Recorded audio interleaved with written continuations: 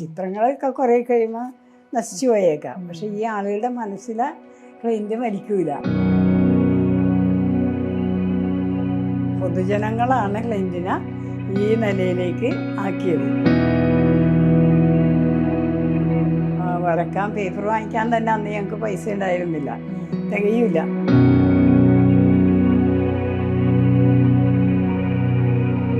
പറയും മോന് സൂര്യനെ അധികം നോക്കല്ലേ, കണ്ണിന് കേടാണെന്നൊക്കെ പറയും. അപ്പോൾ കഴിഞ്ഞാൽ മമ്മി ഒന്ന് നോക്കാൻ പറയും. സൂര്യനിലില്ലാത്ത കളറില്ല, നമുക്ക് എന്ത് കളർ വേണമെങ്കിലും സൂര്യനിൽ നോക്കിയാൽ മതി എന്ന് പറയും. ദൈവങ്ങളെ പോലും വരക്കൂല. ഞങ്ങളുടെ എല്ലാവരും ഞങ്ങളുടെ ആൾക്കാർ ക്രിസ്തുവിനെയൊക്കെ വരും, എന്തൊരിക്കലും വരച്ചിട്ടില്ല. ഒരു ഭയങ്കര ബോംബിങ് ഉണ്ടായിട്ട് ലോകം മൊത്തം നശിച്ചു പോകും എന്നുള്ള ഒരു ഇത് ക്ലൈൻറ്റ് വരച്ചിട്ടുണ്ട്. അതിങ്ങനെ ഒരു വലിയ ഇതായിട്ട് ഇങ്ങനെ ഒരു സ്ഫോടനം. 1-2 പ്രാവശ്യം ചെന്ന് കഴിഞ്ഞപ്പോൾ ഒരമ്പലത്തിലെ തിരുമേനി എന്നെ വിളിച്ചിട്ടും ചോദിച്ചു, നിങ്ങൾ ഹിന്ദു അല്ലല്ലേ എന്ന് ചോദിച്ചു. അപ്പോൾ അല്ല, അതിൻ്റെ താല്പര്യം കൊണ്ട് വന്നതാണെന്ന്. ഒരു കുഴപ്പമില്ല എന്ന് പറയാം. അമ്മായിൻ്റെ ഷർട്ടൊന്നും ഊരി കൊടുത്തേക്കണം, എന്നിട്ട് വിട്ടോ, അവൻ എവിടെയും കയറിക്കോട്ടെ, ഒരു കുഴപ്പമില്ല എന്ന് പറഞ്ഞാൽ അങ്ങനെ അമ്പലങ്ങളിൽ പെർമിഷൻ കിട്ടി. രാമനേലും ഇഷ്ടമിരുന്ന രാവണനാണ്. എന്താ വെച്ചിട്ടുണ്ടെങ്കിൽ രാമൻ കുരങ്ങന്മാരുടെയൊക്കെ ഹെൽപ്പോടുകൂടിയാണ് രാവണനെ തോൽപ്പിച്ചത്. പക്ഷെ രാവണൻ ഭയങ്കര ശക്തിയാണെന്നാണ്. രാവണനെ ഭയങ്കരമായിട്ട് ഇഷ്ടപ്പെട്ടിരുന്നു. രാമനോട് ഒരു ബഹുമാനമൊന്നും ഉണ്ടായിരുന്നില്ല. എൻ്റെ വീട്ടുകാർക്കും ഞങ്ങളുടെ ഫ്രണ്ട്സിനൊക്കെ എതിർപ്പായിരുന്നു. അപ്പം അന്ന് പൊതുവേ ഇങ്ങനെ പറഞ്ഞിരുന്ന ആർട്ടിസ്റ്റുകളൊക്കെ വേറൊരു ലോകത്തിലാണ് ജീവിക്കുന്നത്, ലഹരിയുടെ അടിമയായിരിക്കും, അപ്പോൾ ഈ കൊച്ചൊക്കെ ഈ പ്രായത്തിൽ അങ്ങനെ ആയിപ്പോൾ, അതുകൊണ്ട് വരപ്പിക്കരുതെന്നൊക്കെ വിദേശത്തുള്ള ഫ്രണ്ട്സ് വരെ ഞങ്ങളെ വിളിച്ച്, ഡോക്ടറേറ്റുള്ളവർ വരെ വിളിച്ച് പറഞ്ഞു. ക്ലിൻറ്റ് കോമ്പറ്റീഷൻ പോകുമ്പോഴൊക്കെ നല്ല ആരോഗ്യമായിട്ടാണ്, അല്ലാണ്ട് സുഖമില്ലാത്തപ്പോഴൊന്നും കൊണ്ടുപോയിട്ടില്ല. കോഴിക്കോട് പോകുമ്പോഴൊക്കെ ക്ലിൻറ്റിൻ്റെ അസുഖമൊക്കെ മാറി നല്ല സ്മാർട്ടാണ്, നന്നായിട്ട് വരച്ചിട്ടൊക്കെ പോകുന്നത്. ഇതിൽ ഈ കുട്ടി ഇങ്ങനെ സുഖമില്ലാതെ കിടന്നുകൊണ്ട് വരക്കുന്ന അവശനിലയൊക്കെ കാണിച്ചിട്ടുണ്ട്. അപ്പോൾ അതൊക്കെ കുറച്ച് ഇതിന് ചേരാത്തതാണ്.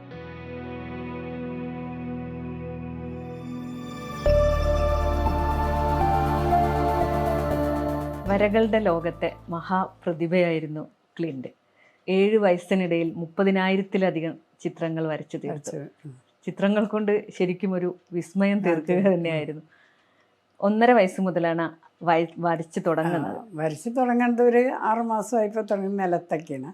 പേപ്പറിൽ ഒരു 1.5 വയസ്സൊക്കെ ആയപ്പോൾ പേപ്പർ കൊടുത്തു തുടങ്ങി. എന്നുവെച്ചാൽ പലതിൻ്റെ അലർജി വന്നു. നിലത്ത് ഇങ്ങനെ ചോക്ക് കൊണ്ട് വരച്ചപ്പോൾ അലർജി വന്നു. പിന്നെ ക്രയോൺസ് കൊടുത്ത് കഴിഞ്ഞപ്പോൾ അത് ബുദ്ധിമുട്ടായി. നിലത്തുനിന്ന് ചൂടുവെള്ളമൊക്കെ വേണം കഴുകാൻ. അപ്പോൾ അങ്ങനെ ആയി കഴിഞ്ഞപ്പോൾ പേപ്പർ കൊടുത്തു തുടങ്ങി. അങ്ങനെയാണ് പേപ്പറിലേക്ക് ആയത്. ആദ്യം വരച്ച ചിത്രം ഓർക്കുന്നുണ്ട്? എന്താണ് ആദ്യമായിട്ടൊരു വരയിൽ? ആദ്യം സർക്കിളൊക്കെയാണ് വരച്ചത്. ഇങ്ങനെ വെറുതെ ഇങ്ങനെ വരച്ച് വെച്ചാൽ നിലത്താണല്ലോ വരച്ചത്. പിന്നെ അത് കഴിഞ്ഞിട്ട് നമുക്ക് തിരിച്ചറിയാൻ പറ്റിയത് വരച്ചതെന്താണെന്ന് വെച്ചിട്ടുണ്ടെങ്കിൽ, ക്ലിൻറ്റിന് ആവശ്യമുള്ള സാധനങ്ങൾ വീട്ടിലെന്തെല്ലാം ഉപയോഗിക്കണം അതൊക്കെ വരക്കും. അപ്പോൾ ചെരുപ്പ് വാങ്ങിക്കാൻ പോകണമെങ്കിൽ ചെരുപ്പ് വരച്ച് കാണിക്കും, അതുപോലത്തെ മതി എന്ന് പറയും. പിന്നെ നമ്മുടെ അടുക്കളയിൽ ഉപയോഗിക്കണം സ്റ്റൗ, ഫ്രൈയിങ് പാൻ, എല്ലാ സാധനവും, സ്റ്റൗ, ഇതെല്ലാം വരക്കും. എന്തിനേറെ കക്കൂസറ ഇന്ത്യൻ ക്ലോസറ്റാണെന്ന് അതുവരെ വരക്കാറുണ്ട്. അങ്ങനെയൊക്കെ വരച്ചോളാം. പിന്നെ അഴയിൽ തുണി അലക്കി ഉണക്കാനിടൂലേ, അത് അങ്ങനെ വീട്ടിൽ കാണുന്ന സാധനങ്ങളൊക്കെയാണ് ആദ്യമേ വരച്ചു തുടങ്ങിയത്. പിന്നെ അത് കഴിഞ്ഞ് ഞങ്ങൾ കഥകളൊക്കെ വായിച്ചു കൊടുത്ത് അറിയാൻ തുടങ്ങിയപ്പോഴാണ് കഥകളും. പിന്നെ പുറത്തൊക്കെ പക്ഷികളെയൊക്കെ കണ്ടു തുടങ്ങിയല്ല. അപ്പോൾ അതൊക്കെ കണ്ടു തുടങ്ങിയ പക്ഷികളെ വരച്ചു, പിന്നെ പൂച്ചകള, പട്ടികള, അങ്ങനെയൊക്കെ വരച്ചു തുടങ്ങി. അപ്പോൾ ആദ്യം വരച്ചത് ഇതാണ്. അഴയിൽ ഏറ്റവും ആദ്യം എന്ന് വെച്ചാൽ കാലൊക്കെ വെച്ചിട്ട് കാലിൻ്റെ ചുറ്റും വരയ്ക്കും, പിന്നെ കൈ വെച്ചിട്ട് ഇങ്ങനെയൊക്കെ വരക്കും. ഇതൊക്കെയായിരുന്നു ആദ്യത്തെ വരകൾ. അപ്പോൾ ഇതൊക്കെ വരച്ചിട്ട് എന്ന് വെച്ചാൽ അന്ന് ഞങ്ങൾക്ക് കുറേ കാർഡ്ബോർഡുകൾ ഉണ്ടായിരുന്നു, ഒരു ബിസിനസ്സിൻ്റെ ഇതായിട്ടുള്ള.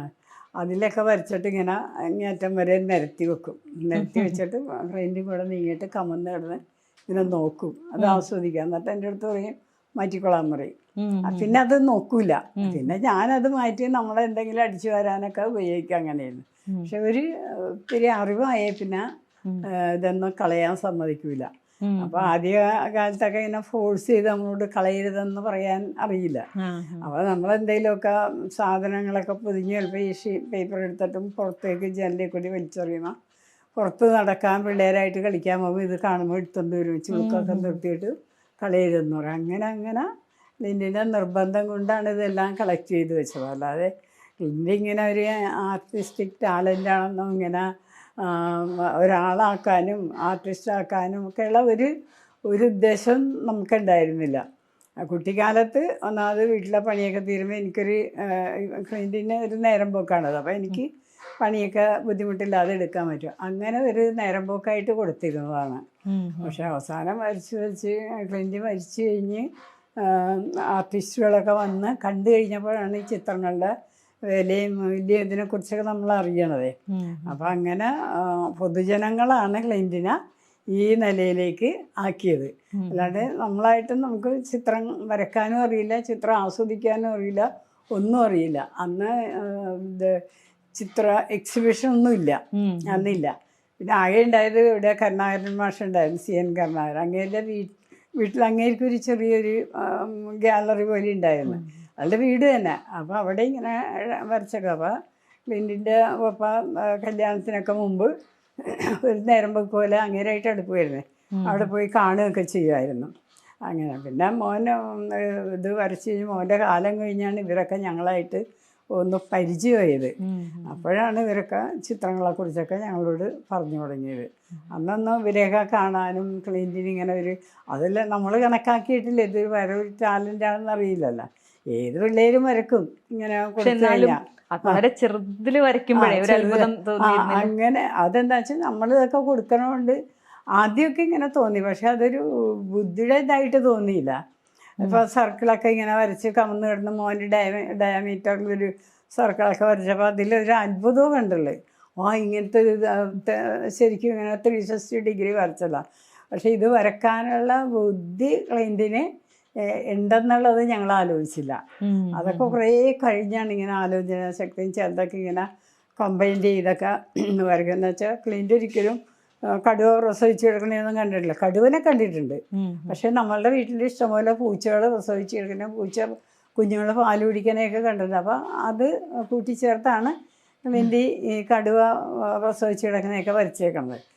അപ്പോൾ അതൊക്കെ ക്ലിൻറ്റിന് അതിനുള്ള ബുദ്ധിയുണ്ടെന്നൊന്നും അന്ന് ആലോചിച്ചിട്ടില്ല. അപ്പം ചിത്രം കാണുമ്പോഴേക്കും കൊള്ളാം എന്നുള്ള ഇത് മാത്രമേ നമ്മൾ ആസ്വദിച്ചിട്ടുള്ളൂ.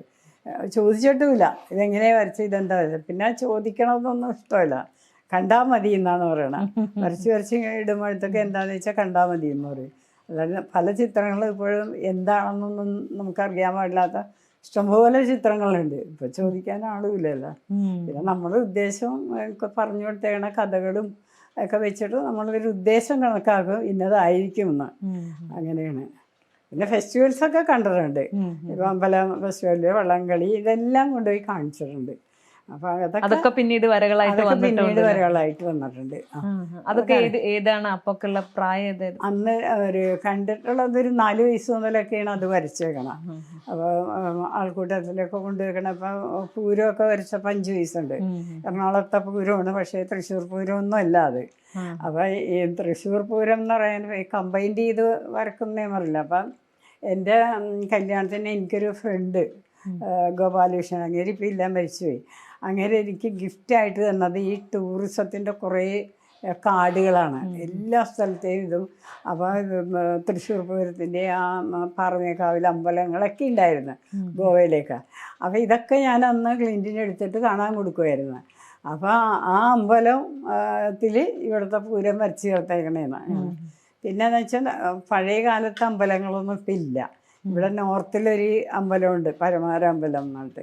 അപ്പോൾ അവിടേക്ക് ഞങ്ങൾ മിക്കവാറും കൊണ്ടുവരും. അപ്പോൾ അവിടേക്ക് അന്ന് ഇങ്ങനെ കൽവിളക്കുകളായിരുന്നു മതിലിൽ ഇങ്ങനെ കൽവിളക്കുകളുണ്ടായിരുന്നു. അതൊക്കെയാണ് ക്ലൈൻറ്റിൻ്റെ ചിത്രങ്ങളിലുള്ളത്. വളഞ്ഞമ്പലത്തെ ഒരു അമ്പലമുണ്ട്, അവിടെയും കൽവിളക്കുകളൊക്കെയാണ്.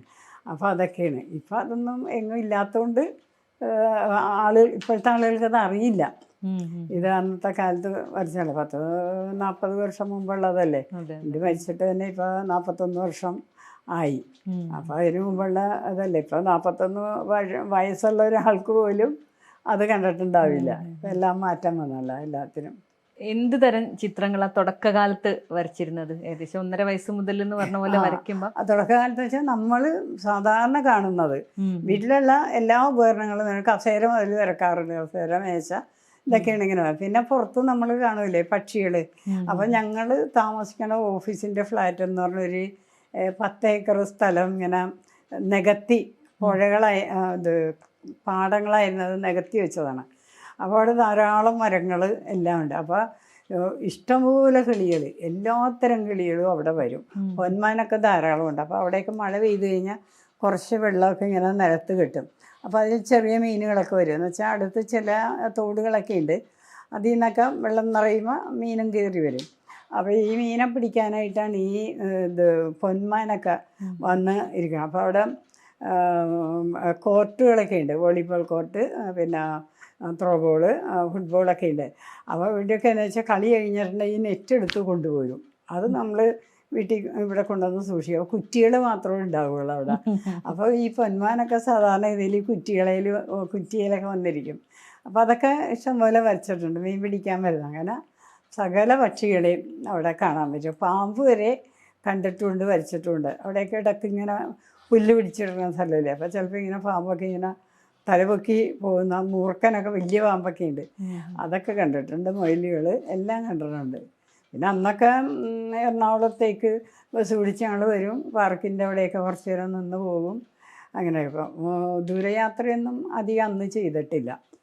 അതിനുള്ള സൗകര്യവും സാമ്പത്തികവും ഉണ്ടായല്ലോ, സത്യം പറയാനല്ല. നമ്മൾ എത്രയോ വർഷം മുമ്പ് ക്ലിൻറ്റുമായിട്ട് 5 മാസമുള്ള കൊച്ചുമായിട്ട് ഒറ്റക്കൊരു വീട്ടിലേക്ക് താമസം മാറ്റണേണ്. അപ്പോൾ നമുക്ക് എല്ലാം നമ്മൾ തന്നെ ചെയ്യണം. ക്ലിൻറ്റിന് വരക്കാൻ പേപ്പർ വാങ്ങിക്കാൻ തന്നെ അന്ന് ഞങ്ങൾക്ക് പൈസ ഉണ്ടായിരുന്നില്ല, തികയില്ല. പേപ്പർ കൊടുക്കാതെ പറ്റൂല. അപ്പോൾ ഇങ്ങനെ രാവിലെ കടയിൽ പോയി ഒരു 5 രൂപക്ക് പേപ്പർ വാങ്ങിക്കും. അത് വൈകുന്നേരത്തിന് മുമ്പ് തീർക്കും. അപ്പോൾ ഓഫീസിൽ നിന്ന് വരുമ്പോൾ കടയിൽ നിന്ന് ഒരു 5 രൂപക്ക് പേപ്പറും കൊണ്ട് വരും. എന്നിട്ട് പറയും ഇത് നേരം വിളിക്കുന്നവരെയും വരക്കണം, അത് കിടക്കണതിന് മുമ്പ് വരച്ച് തീർക്കും. അപ്പോൾ ഓഫീസിൽ ഇങ്ങനെ സ്റ്റാഫിനോടൊക്കെ പറഞ്ഞേ പേപ്പർ വാങ്ങിക്കാൻ തന്നെ പൈസ തികയില്ല. 13 രൂപക്കൊക്കെ അന്ന് ഒരു ദിവസം പേപ്പർ വാങ്ങിച്ചിട്ടുണ്ട്. അതൊക്കെ എനിക്ക് അറിയാം. എന്നൊക്കെ അത് ബുദ്ധിമുട്ടിയാണ് അന്ന് അത്രയും പൈസയൊക്കെ ഒരു ദിവസം പേപ്പറിന് വേണ്ടി മുടക്കണത്.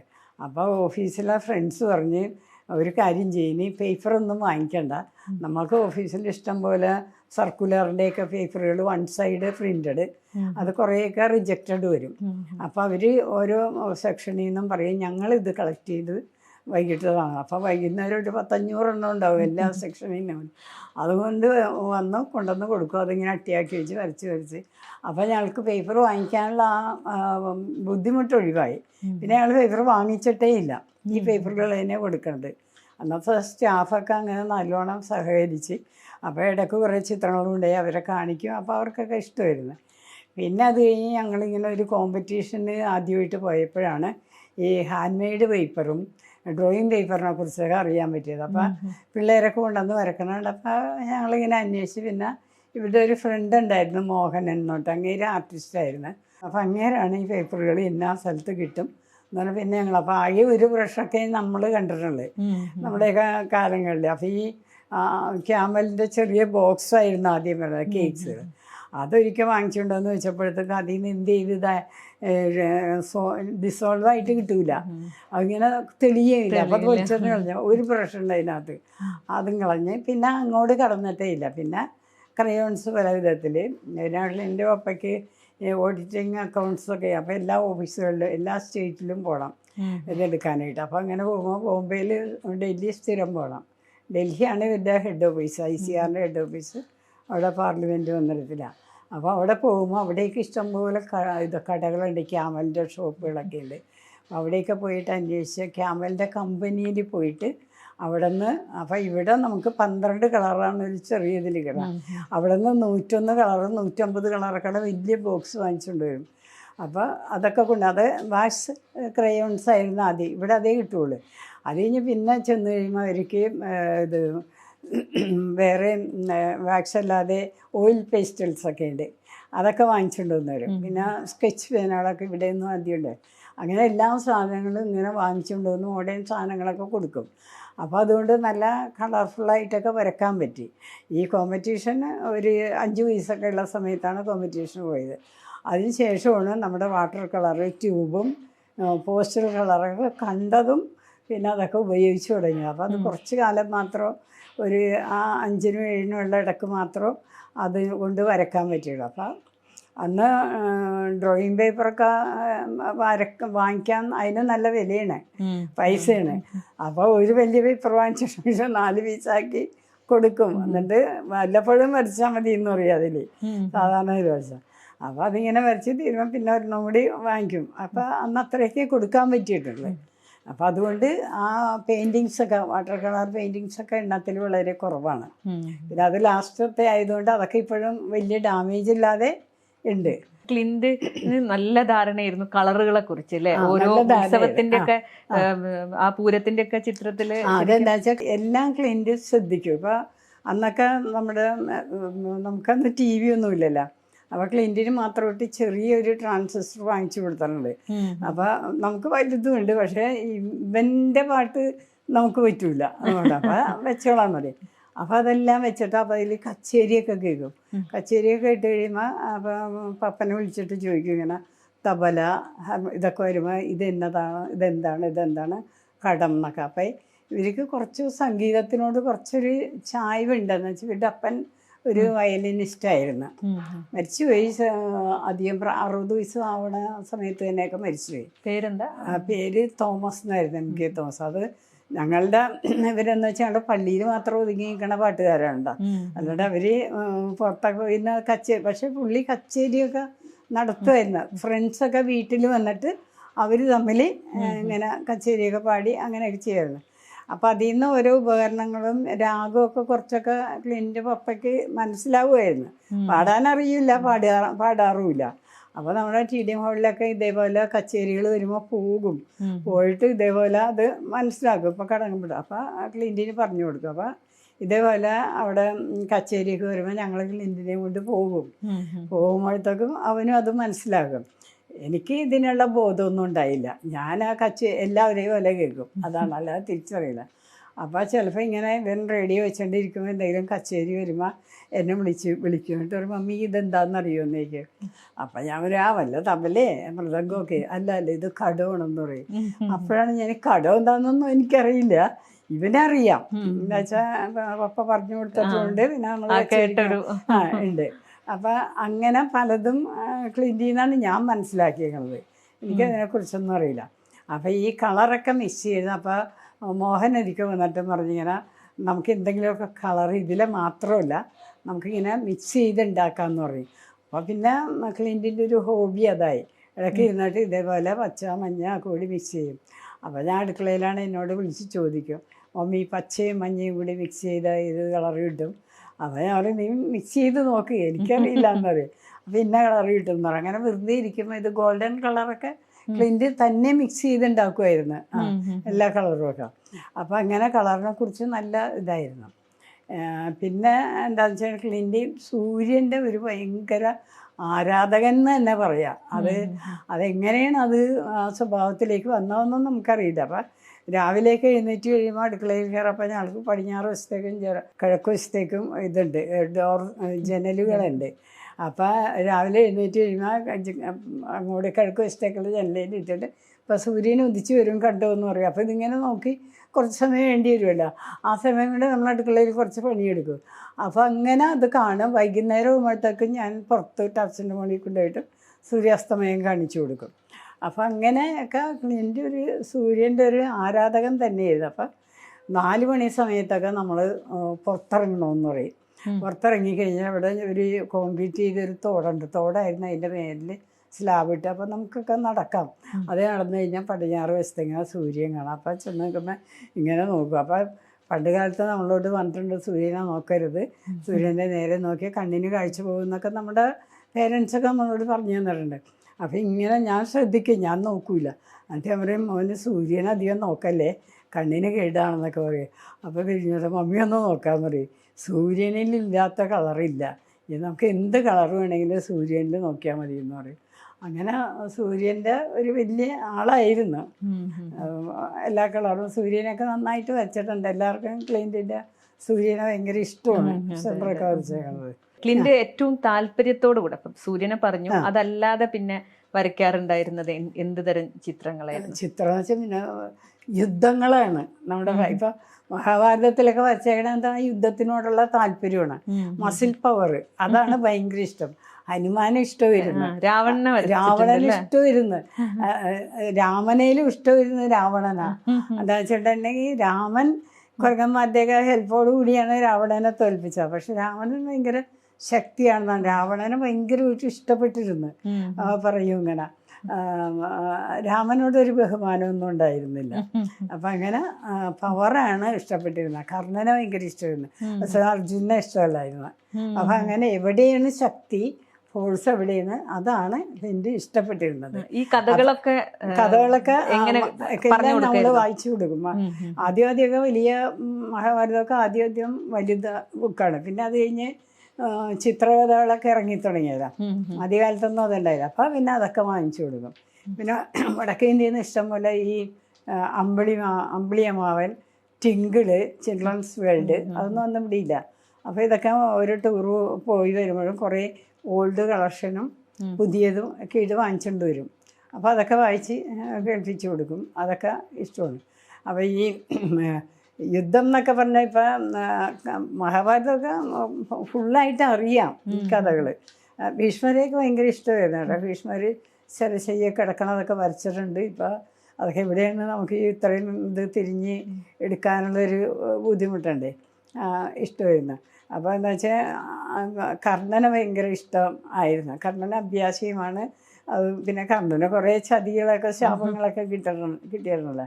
അപ്പോൾ അതൊക്കെ അവൻ വകവെച്ച് കൊടുക്കും. അതൊന്നും ഇല്ലായിരുന്നെങ്കിൽ കർണനെ ജയിക്കാൻ ആരും ഉണ്ടാവില്ലായിരുന്നു. അങ്ങനെയൊക്കെ പറയുമായിരുന്നു. അതൊക്കെ അങ്ങനെ അക്സസ് ചെയ്യാനുള്ള ഒരു കഴിവൊക്കെ ഉണ്ടായിരുന്നു. ഞങ്ങൾ പിന്നെ എന്താ വെച്ചാൽ ഈ മസിൽ പവർ എന്ന് വെച്ചാൽ അത് ഇഷ്ടമായതുകൊണ്ട് ഞങ്ങൾ ഇംഗ്ലീഷ് സിനിമ കൊണ്ടുപോയി കാണിക്കും. അത് ബ്രൂസ്ലി, ജിം കെല്ലി, പിന്നെ ഒരു ഇയാളുണ്ടാവും ബഡ് സ്പെൻസർ, ടെറൻസ് ഹിൽ എന്നൊക്കെ പറഞ്ഞൊക്കെ കൂടെ ജീവിച്ചിരുന്ന ആക്ടേഴ്സാണ്. അവരുടെയൊക്കെ ഇപ്പം നമ്മൾ ശ്രീധർ ടാക്കീസിൻ്റെ നേരെ ഫ്രണ്ടിൽ കൂടിയായിരുന്ന പണ്ട് വഴി. ഇപ്പം റോഡൊക്കെ ഇത്തിരി ഇതായി കഴിഞ്ഞപ്പോൾ തിയേറ്റർ നേരെ ഫ്രണ്ടിലല്ല. അപ്പോൾ ഓരോ സിനിമ വരുമ്പോഴും മേനയുടെ വാതുക്കലും ഇവിടേക്ക് പോസ്റ്റർ നമ്മൾ ബസ്സിൽ പോകുമ്പോൾ കാണാം. ശ്രീധറിൽ എപ്പോഴും ഇംഗ്ലീഷ് സിനിമ ഇതൊക്കെ വരുള്ളൂ. അപ്പോൾ ഇങ്ങനെ ബസ്സിൽ ഇരുന്ന് കഴിയുമ്പോൾ ശ്രീധർ എത്തുമ്പോൾ ആദ്യം നോക്കിയിട്ടും പറയും, മമ്മി ബ്രൂസിലിയുടെ സിനിമ വന്നിട്ടുണ്ട്, നമുക്ക് ഇന്ന് തന്നെ പോകണം, അങ്ങനെയൊക്കെ പറയുമായിരുന്നു കേട്ടോ. അതൊക്കെ കൊണ്ടുപോയി കാണിക്കും. അങ്ങനെ ശക്തി ഭയങ്കരമായിട്ട് ഇഷ്ടപ്പെട്ടിരുന്നു. യുദ്ധം ഭയങ്കര ഇഷ്ടമായിരുന്നു. അത് മഹാഭാരതത്തിൽ നിന്ന് കിട്ടിയതാണ് ഈ യുദ്ധം. പിന്നെ അത് കഴിഞ്ഞ് ക്ലിൻ്റ് ഇങ്ങനെ ഹെലികോപ്റ്ററും ബോംബിങ്ങൊക്കെ ക്ലിൻ്റിൻ്റെ കാലഘട്ടത്തിൽ ഇങ്ങനെ സ്കൈലാവ് എന്ന് പറഞ്ഞൊരിത് വിട്ടിട്ട്, അത് ക്ലിൻ്റിന് 2 വയസ്സൊക്കെ ഉള്ള സമയത്താണ്. അത് തിരിച്ചു വന്ന് നമ്മുടെ ഇവിടെ എവിടെയെങ്കിലുമൊക്കെ വീഴും. അപ്പം ഞങ്ങൾ ദേവത ഇതറിഞ്ഞു കഴിഞ്ഞപ്പോൾ വീട്ടിൽ നിന്നൊക്കെ വിളിച്ച് എല്ലാവരും ഇങ്ങോട്ട് പോരുമെന്ന് വെച്ചാൽ ഒന്നിച്ച് മരിക്കാന്നുള്ള ഉദ്ദേശത്തിൽ ഞാനൊക്കെ എൻ്റെ വീട്ടിലേക്ക് വന്നു. അപ്പം അന്നും മനോരമയിൽ നിറയെ സ്കൈലാബിൻ്റെ പടങ്ങളിങ്ങനെ വരച്ചിട്ടാകും. അപ്പോൾ അതൊക്കെ നോക്കി ആ ഇടയ്ക്ക് മുഴുവൻ സ്കൈലാബ് വരകളായിരുന്നു. പിന്നെ അതിൽ നിന്നൊക്കെ കോട്ടയം പുഷ്പനാഥിൻ്റെയൊക്കെ ഇഷ്ടംപോലെ ഡിറ്റക്റ്റീവ് നോവലുകൾ ഭയങ്കര ഇഷ്ടമായിരുന്നു മനോരമ വീക്കിൽ. അതൊക്കെ വായിച്ചു കൊടുക്കുക. അതിൽ നിന്ന് ഹെലികോപ്റ്റർ, ഹെലിപാഡ്, ബോംബിങ് എല്ലാം അതിൽ നിന്ന് കിട്ടിയിട്ടുണ്ട്. അപ്പോൾ അങ്ങനെ ഇഷ്ടംപോലെ ഹെലികോപ്റ്ററുകൾ, ഹെലിപാഡിനെ കുറിച്ചൊക്കെ ഞാനപ്പോഴൊക്കെ അറിയണം. അങ്ങനെ അതൊക്കെ വരക്കുമായിരുന്നു. പിന്നെ അവസാനം ക്ലിൻ്റ് തന്നെ, അതായത് ഇങ്ങനെ ലോകം ഒരു ഭയങ്കര ബോംബിങ് ഉണ്ടായിട്ട് ലോകം മൊത്തം നശിച്ചു പോകും എന്നുള്ള ഒരു ഇത് ക്ലിൻ്റ് വരച്ചിട്ടുണ്ട്. അതിങ്ങനെ ഒരു വലിയ ഇതായിട്ട് ഇങ്ങനെ ഒരു സ്ഫോടനം ഒക്കെ വരച്ചിട്ടുണ്ട്. അപ്പോൾ ക്ലിൻ്റ് അതൊക്കെ പണ്ടേ കണക്ക് കൂടി അവൻ്റെ ഭാവനയിൽ വന്നതാണ്. പക്ഷെ ഇപ്പോഴത്തെ നമ്മുടെ ഈ രാജ്യങ്ങളുടെയൊക്കെ പോക്ക് കണ്ടാൽ നമുക്ക് എന്തെങ്കിലും അത് സംഭവിക്കാം അങ്ങനെ തോന്നുന്നുണ്ട്. പിന്നെ വാഹനങ്ങളൊക്കെ, കാറ് വണ്ടികളൊക്കെ ഭയങ്കര ഒരു ഫാനായിരുന്നു. അപ്പോൾ വണ്ടികളിൽ യാത്ര ചെയ്താൽ മാത്രം പോരാ, വണ്ടിയൊക്കെ തൊട്ട് എല്ലാം നോക്കണം. അപ്പോൾ ഞങ്ങളെന്ന് വെച്ചാൽ ബസ് സ്റ്റാൻഡിൽ കൊണ്ടുപോകും. ഒരു ബസ്സിൽ അവിടെ സ്റ്റാൻഡിൽ പോയി ഇറങ്ങും. അപ്പോൾ കുറേ ബസ്സുകൾ പാർക്ക് ചെയ്തിട്ടുണ്ടാവുമല്ലോ. അപ്പോൾ ഇങ്ങനെ അവിടെയൊക്കെ നടന്ന് നോക്കും, ബസ്സിൻ്റെ അടിയിലൊക്കെ ഒളിഞ്ഞ് നോക്കും. അപ്പോൾ അവിടുത്തെ ഡ്രൈവർമാരും കുഴപ്പമില്ല എന്ന് പറയും, ഇതില്ലേ നോക്കിക്കോളാം അവരെ. അപ്പോൾ അതിൻ്റെ എവിടെയാണ് പെട്രോൾ അടിക്കണമൊക്കെ അവരോട് ചോദിക്കും. അതൊക്കെ എന്നാന്നൊക്കെ മനസ്സിലാകും കാറിനൊക്കെ. അപ്പോൾ ആദ്യകാലത്തൊക്കെ കാറ് വരയ്ക്കുമ്പോൾ അതിന് പെട്രോൾ അടിക്കണം, അത് വരച്ച് വെക്കും. അന്ന് ബാക്കിൽ ഒരിതായിരുന്നു. പിന്നെ അതുപോലെ ബസ് വരയ്ക്കുമ്പോൾ പിന്നെ ബസ്സിൻ്റെയൊക്കെ ഓരോ പാർട്സ്, ആ ബസ്സിൻ്റെ ടയറിൻ്റെ മുമ്പിൽ ഇങ്ങനെ ഒരു പീസ് റബ്ബർ ഷീറ്റ് ഇങ്ങനെ തൂങ്ങിക്കളയും. അതെന്താണെന്നൊന്നും നമുക്കറിയില്ലായിരുന്നു. അപ്പോൾ ഒരു ദിവസം ചെന്നപ്പോൾ ഇതേപോലെ ബസ്സിലെ ഡ്രൈവറോട് ചോദിച്ചപ്പോൾ അയാൾ പറഞ്ഞ്, ബസ് ഇങ്ങനെ പോകുമ്പോൾ ചെളിയിലും വെള്ളത്തിലും പോകൂലേ, അപ്പോൾ ആ വെള്ളം ഇതേ തട്ടി പുറകിലോട്ട് പോകും, ഇല്ലെങ്കിൽ ഫ്രണ്ടിലോട്ട് വെള്ളം തെറിക്കൂലേ, അതിനാണെന്നുണ്ട്. അങ്ങനെ ഉള്ള കാര്യങ്ങളൊക്കെ ചോദിച്ച് മനസ്സിലാക്കിയപ്പോൾ അത്തരം അറിവുകളൊക്കെ ഞങ്ങൾക്കും കിട്ടി. ഈ മോന് വേണ്ടിയിട്ട് ശേഖരിച്ചപ്പോൾ നമുക്കും അതിൻ്റെ അറിവൊക്കെ കിട്ടി. അങ്ങനെയൊന്നും അപ്പം എല്ലാം ഇഷ്ടപ്പെട്ട സാധനങ്ങളാണ്. പ്രകൃതിയിൽ എന്തുണ്ട് എല്ലാം ക്ലൈൻറ്റിന് ഇഷ്ടപ്പെടും. ഒന്നും മാറ്റി വെക്കാനായിട്ട് മനുഷ്യർ മാത്രമേ ഉണ്ടായുള്ളൂ. ജനങ്ങൾ ആരെയും വരച്ചിട്ടില്ല, അത് ഇഷ്ടമല്ല. ആളുകളെ വരക്കണതൊന്നും ഇഷ്ടമല്ല. പറയും നമ്മളിപ്പോൾ ബന്ധുക്കളൊക്കെ വന്നിച്ച് എന്തൊരു പടം വരക്കുക, പറയും വരക്കൂ. ദൈവങ്ങളെ പോലും വരക്കൂല. ഞങ്ങളുടെ എല്ലാവരും ഞങ്ങളുടെ ആൾക്കാർ ക്രിസ്തുവിനെയൊക്കെ വരക്കും, എന്തൊരിക്കലും വരച്ചിട്ടില്ല. അപ്പം എൻ്റെ ആങ്ങളെ വന്നിട്ടും പറയടാ ഒരു ക്രിസ്തു, അപ്പോൾ അവന് ഏകദേശമൊക്കെ ഒരു ഇതാക്കി കൊടുക്കും, ഇതാ ഇങ്ങനെ വരക്കും ഇല്ലയെന്ന് പറയും, വരക്കൂല, അതൊന്നും വരക്കൂല. എന്നാൽ അയ്യപ്പനാ പിന്നെ നമ്മുടെ ഗണപതിനെയൊക്കെ ഭയങ്കര ഇഷ്ടമായിരുന്നു കേട്ടോ, മുരുകനെയൊക്കെ. ആ രൂപങ്ങളോടൊക്കെ ഒരു കൗതുകം തോന്നുന്നു. രൂപങ്ങളോടൊക്കെ അതാണ് ഞങ്ങളുടെ പള്ളി വിട്ട് പള്ളിയിലധികം ഒരുവിധം അറിവ് വെച്ച പിന്നെ പള്ളിയിൽ പോകില്ല. പോകണതല്ല, ഞങ്ങളുടെ പള്ളിയിൽ ഭയങ്കര സ്ട്രിക്റ്റാണ്. ഞാൻ തുറന്നു പറയണേണ്, വേറെ ഒന്നും കൊണ്ടല്ല. ഇപ്പം പിള്ളേർക്ക് ഞങ്ങൾക്ക് ചെല്ലുക, ദൈവത്തിനെ തൊട്ട് മുത്തുക, പ്രാർത്ഥിക്കുക, ഇറങ്ങിപ്പോരുക. അല്ലാണ്ട് പിള്ളേർക്കൊന്നും തുടർന്ന് വെച്ചാൽ തുടിക്കില്ല. അപ്പോൾ ഒന്നല്ലേ അവിടെ കന്യാസ്ത്രീകളുണ്ടാവും, അല്ലെങ്കിൽ അവിടെ ഈ അടിച്ചു വരുന്ന കുറച്ച് സ്ത്രീകളൊക്കെ ഉണ്ടാവും. അപ്പോൾ ക്ലൈൻറ്റിനെ സംബന്ധിച്ച് ഏത് വിഗ്രഹം കണ്ടാലും അത് തൊട്ട് നോക്കണം, അത് തൊട്ട്. അപ്പോൾ അതിനുള്ള അവസരം. അപ്പോൾ ഞാൻ എന്താ വെച്ചാൽ ഒരു 2 മണിയൊക്കെ കഴിയുമ്പോൾ ക്ലീൻറ്റിനായിട്ട് പള്ളിയിൽ പോകും. പള്ളിയുടെ ഒരു വാതിൽ ഏത് പള്ളിക്കും തുറന്നിട്ടേക്കും, അന്നങ്ങനെ ആളുകൾക്ക് വേണ്ടി പ്രാർത്ഥിക്കും. അപ്പോൾ ഞാനിങ്ങനെ ഏതെങ്കിലും വിഗ്രഹത്തിൻ്റെ മുമ്പിൽ കയറ്റി നിർത്തും. അങ്ങനെയൊന്നും നിർത്താൻ പാടില്ല, പക്ഷേ ഞാനങ്ങനെ ചെയ്തിരുന്നു. എന്നിട്ട് ഞാനിങ്ങനെ വാതുക്കെ വന്ന് നിൽക്കും, ആരെങ്കിലും വരുന്നുണ്ടെങ്കിൽ ഓടി ഒന്ന് പിടിച്ചിറക്കും. അപ്പോൾ ഈ നിർത്തണ ആ സമയം കൊണ്ട് ഈ വിഗ്രഹങ്ങളുടെ ഇപ്പോൾ ഞങ്ങളുടെ ക്രൈസ്റ്റിൻ്റെ ഇടയ്ക്ക് ഇവിടെ മുറിവുകളൊക്കെ ഉണ്ട്, അവിടേക്ക് ഇങ്ങനെ തൊട്ട് നോക്കും. പിന്നെ സെൻറ്റ് സെബാസ്റ്റ്യൻ്റെ അമ്പ് കൊണ്ട് ഇതൊക്കെയുണ്ട്. പിന്നെ സെൻറ്റ് ജോർജിനാണെങ്കിൽ പാമ്പും കുന്തമൊക്കെ ഉണ്ട്. അപ്പം എല്ലാം പിടിച്ച് നോക്കും. പിടിച്ച് നോക്കിയിട്ട് അതൊക്കെ മനസ്സിലാക്കും.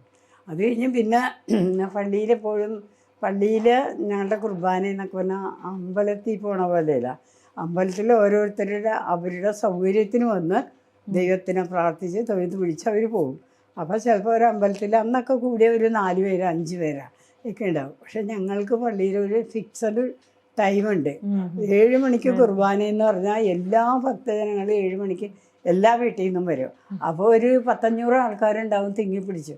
അപ്പോൾ ഇടയ്ക്ക് ഞങ്ങൾക്ക് സ്പീച്ചിൻ്റെ സമയമുണ്ട്. അപ്പോൾ എല്ലാവരും ഇരിക്കണം. പക്ഷെ നമുക്ക് ഇരിക്കാൻ സ്ഥലം കിട്ടാറില്ല. എന്താ ഇരുന്നാൽ വേറെ ആളുടെ മടിയിലായി പോകും, അത്രയും തിരക്കാണ്. അപ്പോൾ ഹിന്ദി തന്നെ എൻ്റെ അടുത്ത് ഒരു ദിവസം പറഞ്ഞാൽ, മമ്മി നമുക്ക് പള്ളിയിൽ പോകേണ്ടി വന്നു. അപ്പോൾ ഞാൻ ചോദിച്ചാൽ എന്താണെന്ന് ചോദിച്ചത്, നമ്മളത് വെച്ച് പള്ളി മാറ്റി കൊടുത്താൽ. അപ്പോൾ പള്ളിയിൽ നമ്മൾ ഇങ്ങനെ ദൈവത്തിനോട് പ്രാർത്ഥിക്കണം, ഭയങ്കര തിരക്കല്ലേ. അപ്പോൾ ഈ പിള്ളേരൊക്കെ ഈ ജനങ്ങളുടെ ഉള്ളിലെ താഴെ നിൽക്കണം ഇത്രയും മുഖം. പിന്നെ നമ്മൾ എടുത്ത് പൊക്കിയാലേ അവർക്ക് കാണാൻ പറ്റും. അപ്പോൾ അവർക്കതൊരു ശ്വാസം മുട്ടും ബുദ്ധിമുട്ടുമാണ്. അപ്പോൾ അതുകൊണ്ട് എനിക്ക് പള്ളിയിൽ പോകാൻ ഇഷ്ടമില്ല എന്ന് പറയും. അത് എങ്ങനെയാണ് പറഞ്ഞത്, ആ സമയം അമ്പലത്തിൽ പോയാൽ മതി എന്ന് പറയും. അങ്ങനെയാണ് ഞാൻ അമ്പലങ്ങളിലേക്ക് ക്ലീൻറ്റിനെ കൊണ്ട് പോയത്. അവിടെ എന്ന് വെച്ചാൽ യാതൊരു സ്ട്രിക്റ്റും ഇല്ല. നമ്മൾ 1-2 പ്രാവശ്യം ചെന്ന് കഴിഞ്ഞപ്പോൾ ഒരമ്പലത്തിലെ തിരുമേനി എന്നെ വിളിച്ചിട്ടും ചോദിച്ചു, നിങ്ങൾ ഹിന്ദു അല്ല അല്ലേ എന്ന് ചോദിച്ചു. അപ്പോൾ അവനല്ല, അതിൻ്റെ താല്പര്യം കൊണ്ട് വന്നതാണെന്ന്. ഒരു കുഴപ്പമില്ല എന്ന് പറഞ്ഞാൽ അമ്മായിൻ്റെ ഷർട്ടൊന്നും ഊരി കൊടുത്തേക്കണം, എന്നിട്ട് വിട്ടോ, അവൻ എവിടെയും കയറിക്കോട്ടെ, ഒരു കുഴപ്പമില്ല എന്ന് പറഞ്ഞാൽ അങ്ങനെ അമ്പലങ്ങളിൽ പെർമിഷൻ കിട്ടി. അപ്പോൾ ഇതുപോലെ ഷർട്ട് ഊരി അവിടെയൊക്കെ പോകും, വിഗ്രഹം എല്ലാം പോയി അടുത്തൊക്കെ ഇങ്ങനെ നോക്കും. ശ്രീകോവിലിനകത്ത് മാത്രം കയറരുതെന്ന് അവർ പറഞ്ഞിട്ടുണ്ട്, അത് ചെയ്യൂല. ബാക്കി അവരുടെ പായസം ഉണ്ടാക്കുന്ന സ്ഥലമൊക്കെ ഉണ്ട്, അവിടെയൊക്കെ പോയി നോക്കി നിൽക്കും, പിന്നെ എല്ലാം നോക്കി. അപ്പം അതുകൊണ്ടാണ് ഈ അമ്പലങ്ങളിലേക്ക് താല്പര്യം വന്നത്. എല്ലാം കാണാനുള്ള ഒരു സൗകര്യം അവിടെയുണ്ട്. പിന്നെ തിരക്കില്ല, ശാന്തതയുണ്ട് എപ്പോഴും. ആലിൻ്റെ മരവും അതിൻ്റെ ചുവട്ടിലൊക്കെ കുറേ നേരം നിൽക്കുക, അങ്ങനെയൊക്കെ കണ്ട് കുറേ നേരം 1 മണിക്കൂറൊക്കെ അമ്പലത്തിൽ സ്പെൻഡ് ചെയ്യും. അത് കഴിഞ്ഞ് നമ്മൾ തിരിച്ചു പോരും. അപ്പോൾ അങ്ങനെ അവൻ്റെ ആ ഒരു ആരാധന തന്നെ അവൻ മാറ്റിയെടുത്ത്. അപ്പോൾ ഇതിനു വേണ്ടി ഇങ്ങനെയൊക്കെ പോകുകയും പിടിക്കുകയും ചെയ്തപ്പോൾ ഞങ്ങൾ ആ ഹിന്ദുയിസത്തിനോടൊരു താല്പര്യം, ഒരു ചായ്വ് നമ്മൾക്കും വന്ന്. പിന്നെ ക്ലിൻറ്റിൻ്റെ കാലശേഷം അവന് വേണ്ടി ഞങ്ങൾ അമ്പലങ്ങളൊക്കെ പോകും. എന്താ വെച്ചാൽ അവൻ്റെ ഇഷ്ടപ്പെട്ട സ്ഥലങ്ങളല്ലേ, പോകാൻ പറ്റാത്ത സ്ഥലങ്ങൾ. ഇപ്പോൾ രഹസ്യമായിട്ടാണെങ്കിൽ ഞാൻ പറയുന്നത് ഗുരുവായൂരൊക്കെ പോയിട്ടുണ്ട്. അവിടെയൊക്കെ പോകാൻ പാടില്ല, പക്ഷേ ക്ലിൻറ്റിന് അതൊക്കെ ഭയങ്കര ഇഷ്ടമായി. അവിടെയൊന്നും കൊണ്ടുപോകാൻ സാധിച്ചിട്ടില്ല. അപ്പോൾ അതുകൊണ്ട് അങ്ങനെയുള്ള സ്ഥലത്തൊക്കെ ഞങ്ങളും പോയിട്ടുണ്ട്. അപ്പോൾ ഗുരുവായൂർ പോയപ്പോൾ നമുക്ക് കിട്ടിയ ഒരു പുതിയ അറിവ് എന്താണെന്ന് വെച്ചാൽ, ക്ലിൻറ്റ് ഹനുമാൻ്റെ വിശ്വരൂപം വരച്ചിട്ടുണ്ട്. അത് അത് നല്ല ഇതായിട്ടാണ്. അപ്പം അതൊക്കെ കഥകളിയിൽ നിന്ന് കിട്ടി വരച്ചേക്കാം, അല്ലാണ്ട് ഇങ്ങനെ ആരാധിക്കുന്ന ഒരു വിശ്വരൂപം ഉണ്ടെന്നൊന്നും അറിയില്ല. പക്ഷെ ഗുരുവായൂർ പോയി കഴിഞ്ഞപ്പോൾ അവിടുത്തെ വടക്ക് വശത്തൊരു നടയിൽ ഈ വിശ്വരൂപ, അത് പ്രതിമയല്ല, ഇതുപോലെ ഒരു പടമാണ്. അത് ഫ്രെയിം ചെയ്തിട്ട് വെച്ചിട്ടുണ്ട്. അപ്പോൾ അതിൻ്റെ ഫ്രണ്ടിൽ ഇതേപോലെ വെറ്റില അങ്ങനെയൊക്കെ വെച്ചിട്ടുണ്ട്. അപ്പോഴാണ് ഞങ്ങൾ ആദ്യമായിട്ട് കാണുന്നത് ഇങ്ങനെ ഇവിടെ ഒരു ഇതുണ്ടെന്ന്. എല്ലാം പുരാണങ്ങളാണ് ക്ലിൻറ്റിനെ കുറേ സ്വാധീനിച്ചിട്ടുള്ളതും, പിന്നെ നമ്മുടെ പ്രകൃതിയിലുള്ള ജന്തുക്കളും അങ്ങനെയാണ് വരച്ചു കൂട്ടിയത്. ഒരു ദിവസം തന്നെ 100-ലധികം ചിത്രങ്ങളൊക്കെ വരയ്ക്കായിരുന്നു. 100ഒന്നുമല്ല, ഈ പേപ്പർ ഇങ്ങനെ ഓഫീസിൽ നിന്ന് കളക്ട് ചെയ്ത് കിട്ടാൻ തുടങ്ങിയ പിന്നെ പഞ്ഞമില്ലല്ലോ. അപ്പം ഇങ്ങനെ അടുക്കി ഒരു 10-100 അങ്ങനെ വെച്ചിട്ട് വരക്കും ഇടും തീരുമ്പോൾ വേറെ എടുത്തു വെക്കും. അങ്ങനെ പേപ്പറിൻ്റെ ക്ഷാമം എല്ലാം തീർന്നത് അതോടുകൂടിയാണ്. അപ്പം അങ്ങനെ ഒന്ന് ഇഷ്ടംപോലെ വരച്ചിട്ടുണ്ട്. ഈ ക്ലിൻറ്റിന്റെ ചിത്രങ്ങൾ സംരക്ഷിക്കണം എന്നുള്ള രീതിയിൽ കുറെ പദ്ധതികളൊക്കെ ഇങ്ങനെ നടപ്പാക്കുന്നുണ്ടായിരുന്നു. അത് എവിടെ വരെയായി ഇപ്പൊ? അതിപ്പോ GCDയുടെ ഒരു പ്രോഗ്രാം ലൈവാണെന്ന് പറയാം. അപ്പൊ അവര് ഇതൊക്കെ പ്രിസർവ് ചെയ്ത് ക്ലിൻറ്റിന് വേണ്ടിയിട്ട് ഒരു പ്രോജക്റ്റ് ചെയ്യുന്നുണ്ട്. അത് കുറച്ച് സ്ഥലം കാക്കനാടൻ കണ്ടു എടുത്തിട്ടുണ്ട്. അവിടെ ക്ലിൻറ്റിന്റെ പേരിൽ മ്യൂസിയം, ആർട്ട് ഗാലറി, പിന്നെ മറ്റു പിള്ളേർക്ക് വേണ്ടി എൻഗേജ്മെൻറ്റ്സ് അവർക്കൊക്കെ വന്നിരുന്ന് വരക്കാനും കളിക്കാനും ഒക്കെയുള്ള ഒരു വലിയ ടാർജറ്റാണ് അവരുടെ. അപ്പോൾ അതിനുള്ള ഇതൊക്കെ നടക്കുന്നുണ്ട്. അപ്പോൾ അതൊന്നും എടുത്തു പറയാവുന്നതിൽ വന്നിട്ടില്ല. ലൈവാണെന്ന് പറയാം. അവരിപ്പോഴും അതിനു വേണ്ടി ശ്രമിച്ചുകൊണ്ടിരിക്കുന്നുണ്ട് എന്ന് പറയാം. അപ്പൊ ഈ 30,000-ലധികം ചിത്രങ്ങളൊക്കെ ഉണ്ടല്ലോ, അതൊക്കെ അപ്പം അവർക്ക് ഹാൻഡ് ഓവർ ചെയ്യും. അപ്പം എനിക്കിപ്പോൾ എൻ്റെ കാലം കഴിഞ്ഞാൽ ഇതിനെക്കുറിച്ച് എനിക്ക് യാതൊരു അറിയില്ല. എന്താ വെച്ചാൽ എങ്ങനെ അത് ആയിക്കോളും എന്തെങ്കിലും.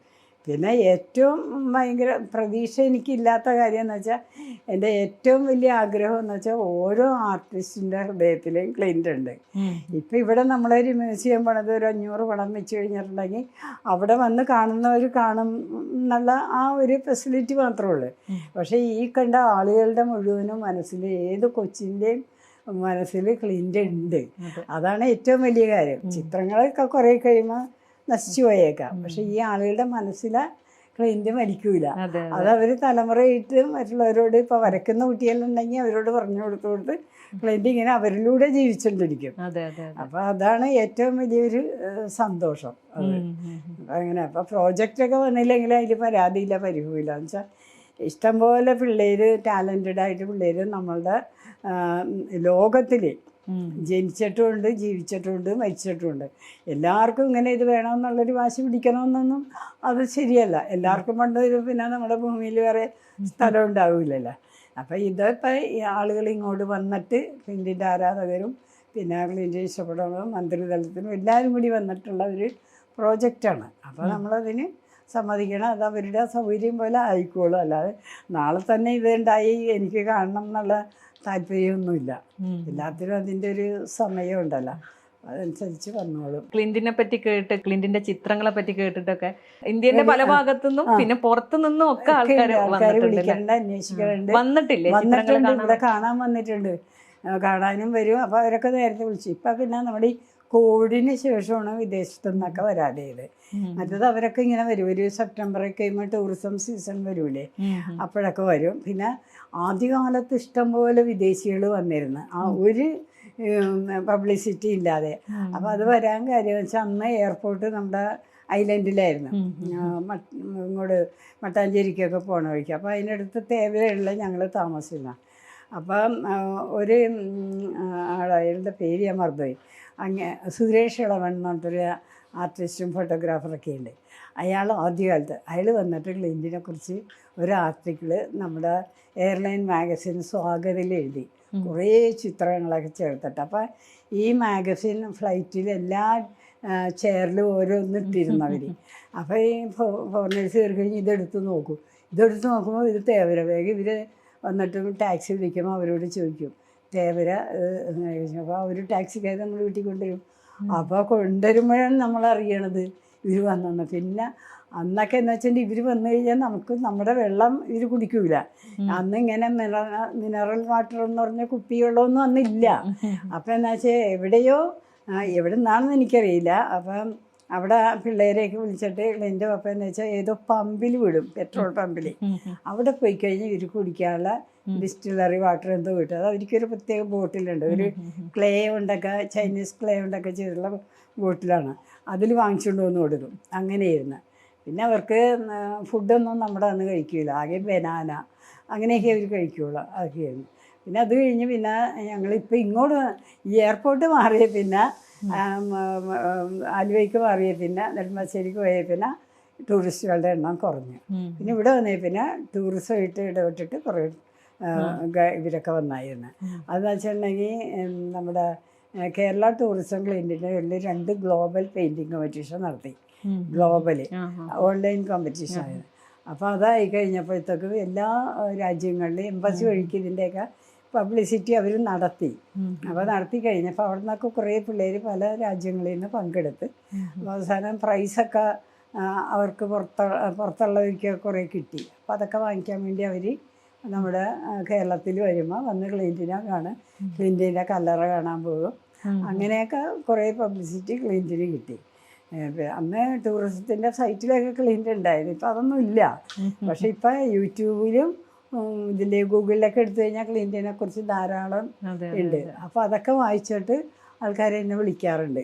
ഫേസ്ബുക്ക് വഴിയും മെസ്സഞ്ചർ വഴിയും ചാറ്റ് ചെയ്തൊക്കെ വിവരങ്ങളൊക്കെ ചോദിക്കാറുണ്ട്. ശരിക്കും എവിടെയെങ്കിലും എല്ലാ ചിത്രവും ഒന്ന് ഒന്നിച്ച് വന്നു കഴിഞ്ഞാൽ വരുന്നവർക്ക് കാണാനും അതൊരു സൗകര്യം. ഇവര് GCD അവരുടെ ആ ബിൽഡിങ്ങിനോട് തൊട്ട് ചേർന്ന ഒരു സ്ഥലത്ത് ഇങ്ങനെ ഒരു 200 ചിത്രങ്ങളുടെ പെർമനന്റ് ഗാലറി അറേഞ്ച് ചെയ്യാനുണ്ടെന്ന് പറഞ്ഞു. അപ്പോൾ അതെപ്പോഴാണ് തീരണേന്നൊന്നും അറിയില്ല. അപ്പോൾ അവർ പറഞ്ഞു ഇനി വീട്ടിലൊന്നും കാണിക്കണ്ട, അത് ചെയ്ത് കഴിഞ്ഞാൽ ആർക്ക് പിള്ളേർക്കാണെങ്കിലും സ്കൂളിൽ നിന്നാണെങ്കിലും കൊണ്ടുവന്ന് അവിടെയൊക്കെ കാണിക്കുക. അപ്പോൾ അവിടെ ഇതേപോലെ പിള്ളേർക്ക് ഇരുന്ന് വരക്കാനും പിള്ളേർ വരച്ചത് എക്സിബിറ്റ് ചെയ്യാനും ഒരു ഹോൾ അവിടെ ചെയ്യുന്നുണ്ടെന്ന് പറഞ്ഞു. നമ്മള് ഒരുപാട് പ്രതിഭകളുണ്ട്, ഒരുപാട് കുട്ടികൾ വരയ്ക്കും എന്നൊക്കെ പറഞ്ഞാലും ക്ലിന്റിനൊരു പ്രത്യേകത ഉണ്ടായിരുന്നല്ലോ. അതിനെ നമ്മൾ കാണാതെ പോവും ചെയ്യരുത്. ആ ചിത്രങ്ങൾക്കും അതേപോലെ പ്രത്യേകത. അതെന്നുവെച്ചാൽ ക്ലിന്റിന്റെ കാലത്ത് അധികം ആൾക്കാർ പിള്ളേരെ വരക്കാൻ സമ്മതിക്കൂല. ക്ലിന്റിനെ തന്നെ വരക്കാനായിട്ട് എൻ്റെ വീട്ടുകാർക്കും ഞങ്ങളുടെ ഫ്രണ്ട്സിനൊക്കെ എതിർപ്പായിരുന്നു. അപ്പം അന്ന് പൊതുവേ ഇങ്ങനെ പറഞ്ഞിരുന്ന ആർട്ടിസ്റ്റുകളൊക്കെ വേറൊരു ലോകത്തിലാണ് ജീവിക്കുന്നത്, ലഹരിയുടെ അടിമയായിരിക്കും.